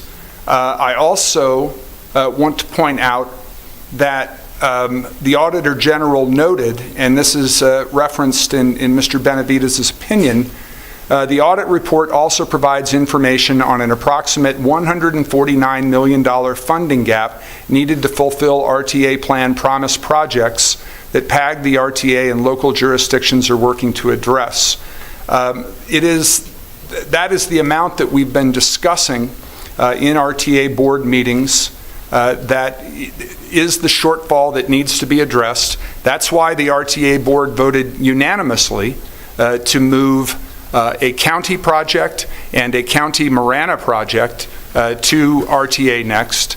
That is also why the mayor and council voted unanimously at their last meeting to encourage the RTA board to consider moving 2 city projects to RTA next, and I anticipate us taking that up at our meeting on Thursday. So I don't see the need for either of these 2 items based on what is already legally required of the RTA and based on actions that my colleagues and I are taking on the RTA board to address that revenue shortfall. I concur, and just for the record, we do have the legal opinion from Mr. Benavides, and you were able to release that because of what did not say attorney-client privilege. Is that correct? Yes, ma'am, that is correct. Madam Supervisor Christie.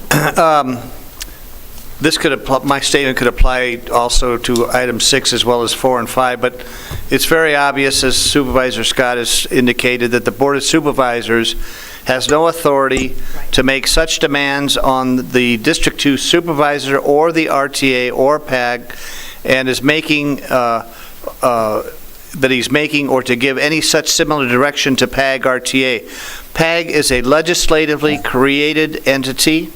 Pima County is a member of PAG RTA, not the boss of it. And do we really want the state legislature stepping in and jeopardizing the very existence of PAG and RTA, or negatively modifying it as a result of ill-conceived, unintended consequences? I urge this board to dismiss addendum items 4, 5, and as we get to number 6, with the lack of attention they deserve.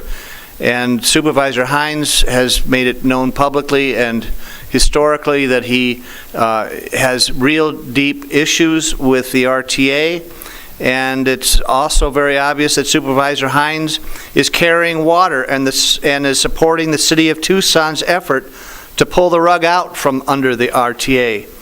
And it causes me to wonder how my former constituents in Sarita, who are now Supervisor Hines' constituents, feel about his efforts to undermine the RTA. Thank you, Madam Chair. Thank you. I concur with both my colleagues, Supervisor Scott and Supervisor Christie. Is there any further discussion? Roll call. Madam Chair, Supervisor Wright, just for clarification, If you don't, go ahead. Fine. is the motion on addendum 4 only?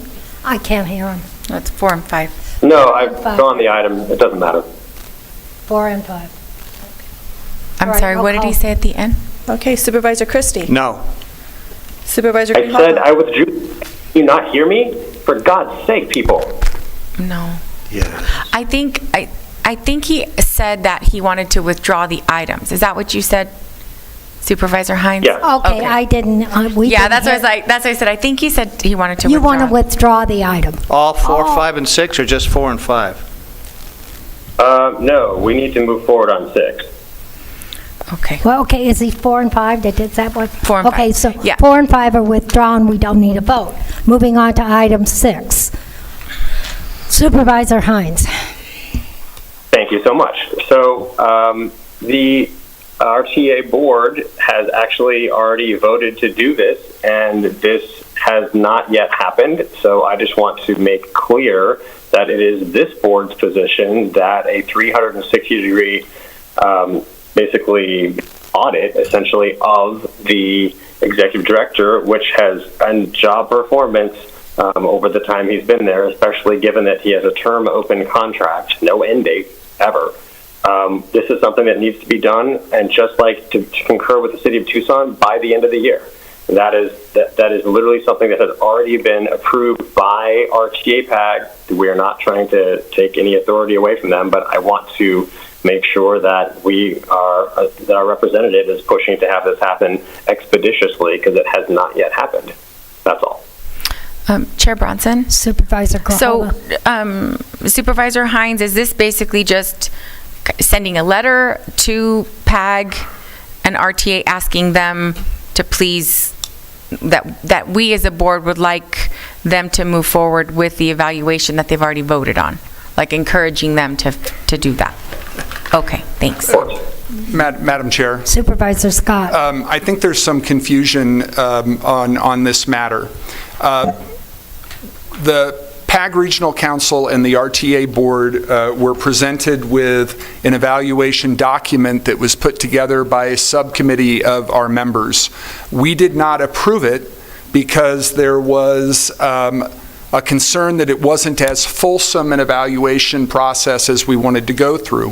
One of my colleagues has proposed that we discuss a 360 review, but we have not voted to move forward with that as yet. I anticipate that that is going to be discussed in meetings between now and the end of the year, but it is not the case that we have approved it as yet. The other thing I wanted to say is that I don't think that one jurisdiction should be coming into that 9-member body and saying, not only do we think a 360 should be done, but it should include these components as listed in the item. I will note, just as an example, when the City Council voted to recommend a 360 at their last meeting on October 18th, they just recommended a 360. They didn't go into the detail that Supervisor Hines has done in this item, and I don't think it's appropriate for me as the representative of Pima County to be coming in to a meeting with my other 8 colleagues and saying, hey, not only do we in Pima County feel that we should do a 360, but here are some components that we want included. I think that's something that needs to be discussed by the entire membership of the Regional Council and RTA Board. Well, and I think that, and you've already pointed it out, and Mr. Benavides did in his memo to you, that legally we can't demand or tell you to do that. That this is an independent body and you're just a member. All right, was there a motion on this? I don't recall. No motion. So there's no motion, and if there's no motion, is there any further discussion? All right, so I would conclude that we are not doing anything with this item. If I am wrong, I'll stand corrected. Okay, so we're done with that item. So that brings us to item 7, funding the installation of traffic signals. Supervisor Scott. And Madam Chair, I very much appreciate the initial information that we got via memorandum from Ms. Lesher yesterday on this item. But I want to let you know how it came up, because one of the things that Ms. Lesher says in her item is that there were traffic signal warrant analyses that were done at constituent requests with each one of these intersections, and by February we're going to get some additional information because these traffic signal warrant analyses, there's 10 of them, 10 different intersections. Some of them are quite old. In fact, the one that prompted this whole inquiry from our office was done 8 years ago. That's actually young for... Sorry, I've been at this too long. Wow. No, 8 years. I appreciate you saying that, because what we saw in the memorandum from Ms. Lesher is that we're going to get some additional analysis to find out if these traffic signals are still warranted. But what we heard, and this came about when we were speaking to a homeowners association, the residents of that homeowners association used the intersection in question quite regularly, and their anecdotal lived experience is that intersection continues to be a challenge to navigate, especially at certain times of the day. So I'm going to be surprised if what we hear in February, at least specific to that intersection, is that there is no longer a need for a signal. I think we're probably going to hear that there is increased need for a signal. And so one of the things that I very much want to request by way of direction is that if the conclusion from the traffic signal warrant analysis is changed, in other words, if we are now told that there is not a need for a signal at any of these intersections, I want to know why. And I want to know specifically how we're going to address the conditions that were first noted in that analysis, especially if those conditions still exist. The other thing that I want to acknowledge is that I've certainly become acutely aware in the 2 years that almost 2 years that I've been on this board, that there are limited resources in terms of dealing with all the transportation needs that we have. As everybody on this dais knows, and as I hope most of the public knows, the roads and infrastructure that we're responsible for are the roads and infrastructure within the unincorporated county. And because most of District 1 is unincorporated, a lot of those roads and infrastructure are in District 1. In fact, most of those intersections in Ms. Lesher's memo are in District 1. So I understand that there are limited resources. but for reasons of safety and risk management, if we are using our own analytical tools to say that signals are needed, whenever we said they were needed, we ought to find some way to fund them. And if we're now going to say 8 years after the fact they may not be needed, then we need to know what other means are going to be put in place to make sure that the conditions in those intersections are addressed. So this was put on here as discussion and action. I don't have a motion to make, Madam Chair, but I do hope that everything that I just said lends to what Ms. Lesher indicated is going to happen between now and February in terms of the additional analysis that's going to be done. And what I would welcome at this point is if Ms. Lesher or Mr. DeBonis or Ms. Skinner have any additional information they can share with the board about what's going to be done between now and February, that would certainly lend to my knowledge and that of my colleagues. Thank you. So no action at this point, just by way of direction. Yes, but if they have any, and I saw Mr. DeBonis grabbing his microphone, so if they have additional information to share, I'd love to hear it. Madam Chair, Supervisor Scott, so beyond what was indicated in the memo, we do not. We'll take a close look at it, and really the additional evaluation is to look at prioritization. The other thing that was mentioned in the memorandum is the vision for transportation and mobility, and today we have other tools that are emerging and available to us to try and address some of those congestion issues, like we saw with the Valencia Road topic, that may be deployed that could result in saying, okay, that signal is not warranted, but we understand your direction. We'll make sure that we give that level of detail when we come back with that evaluation.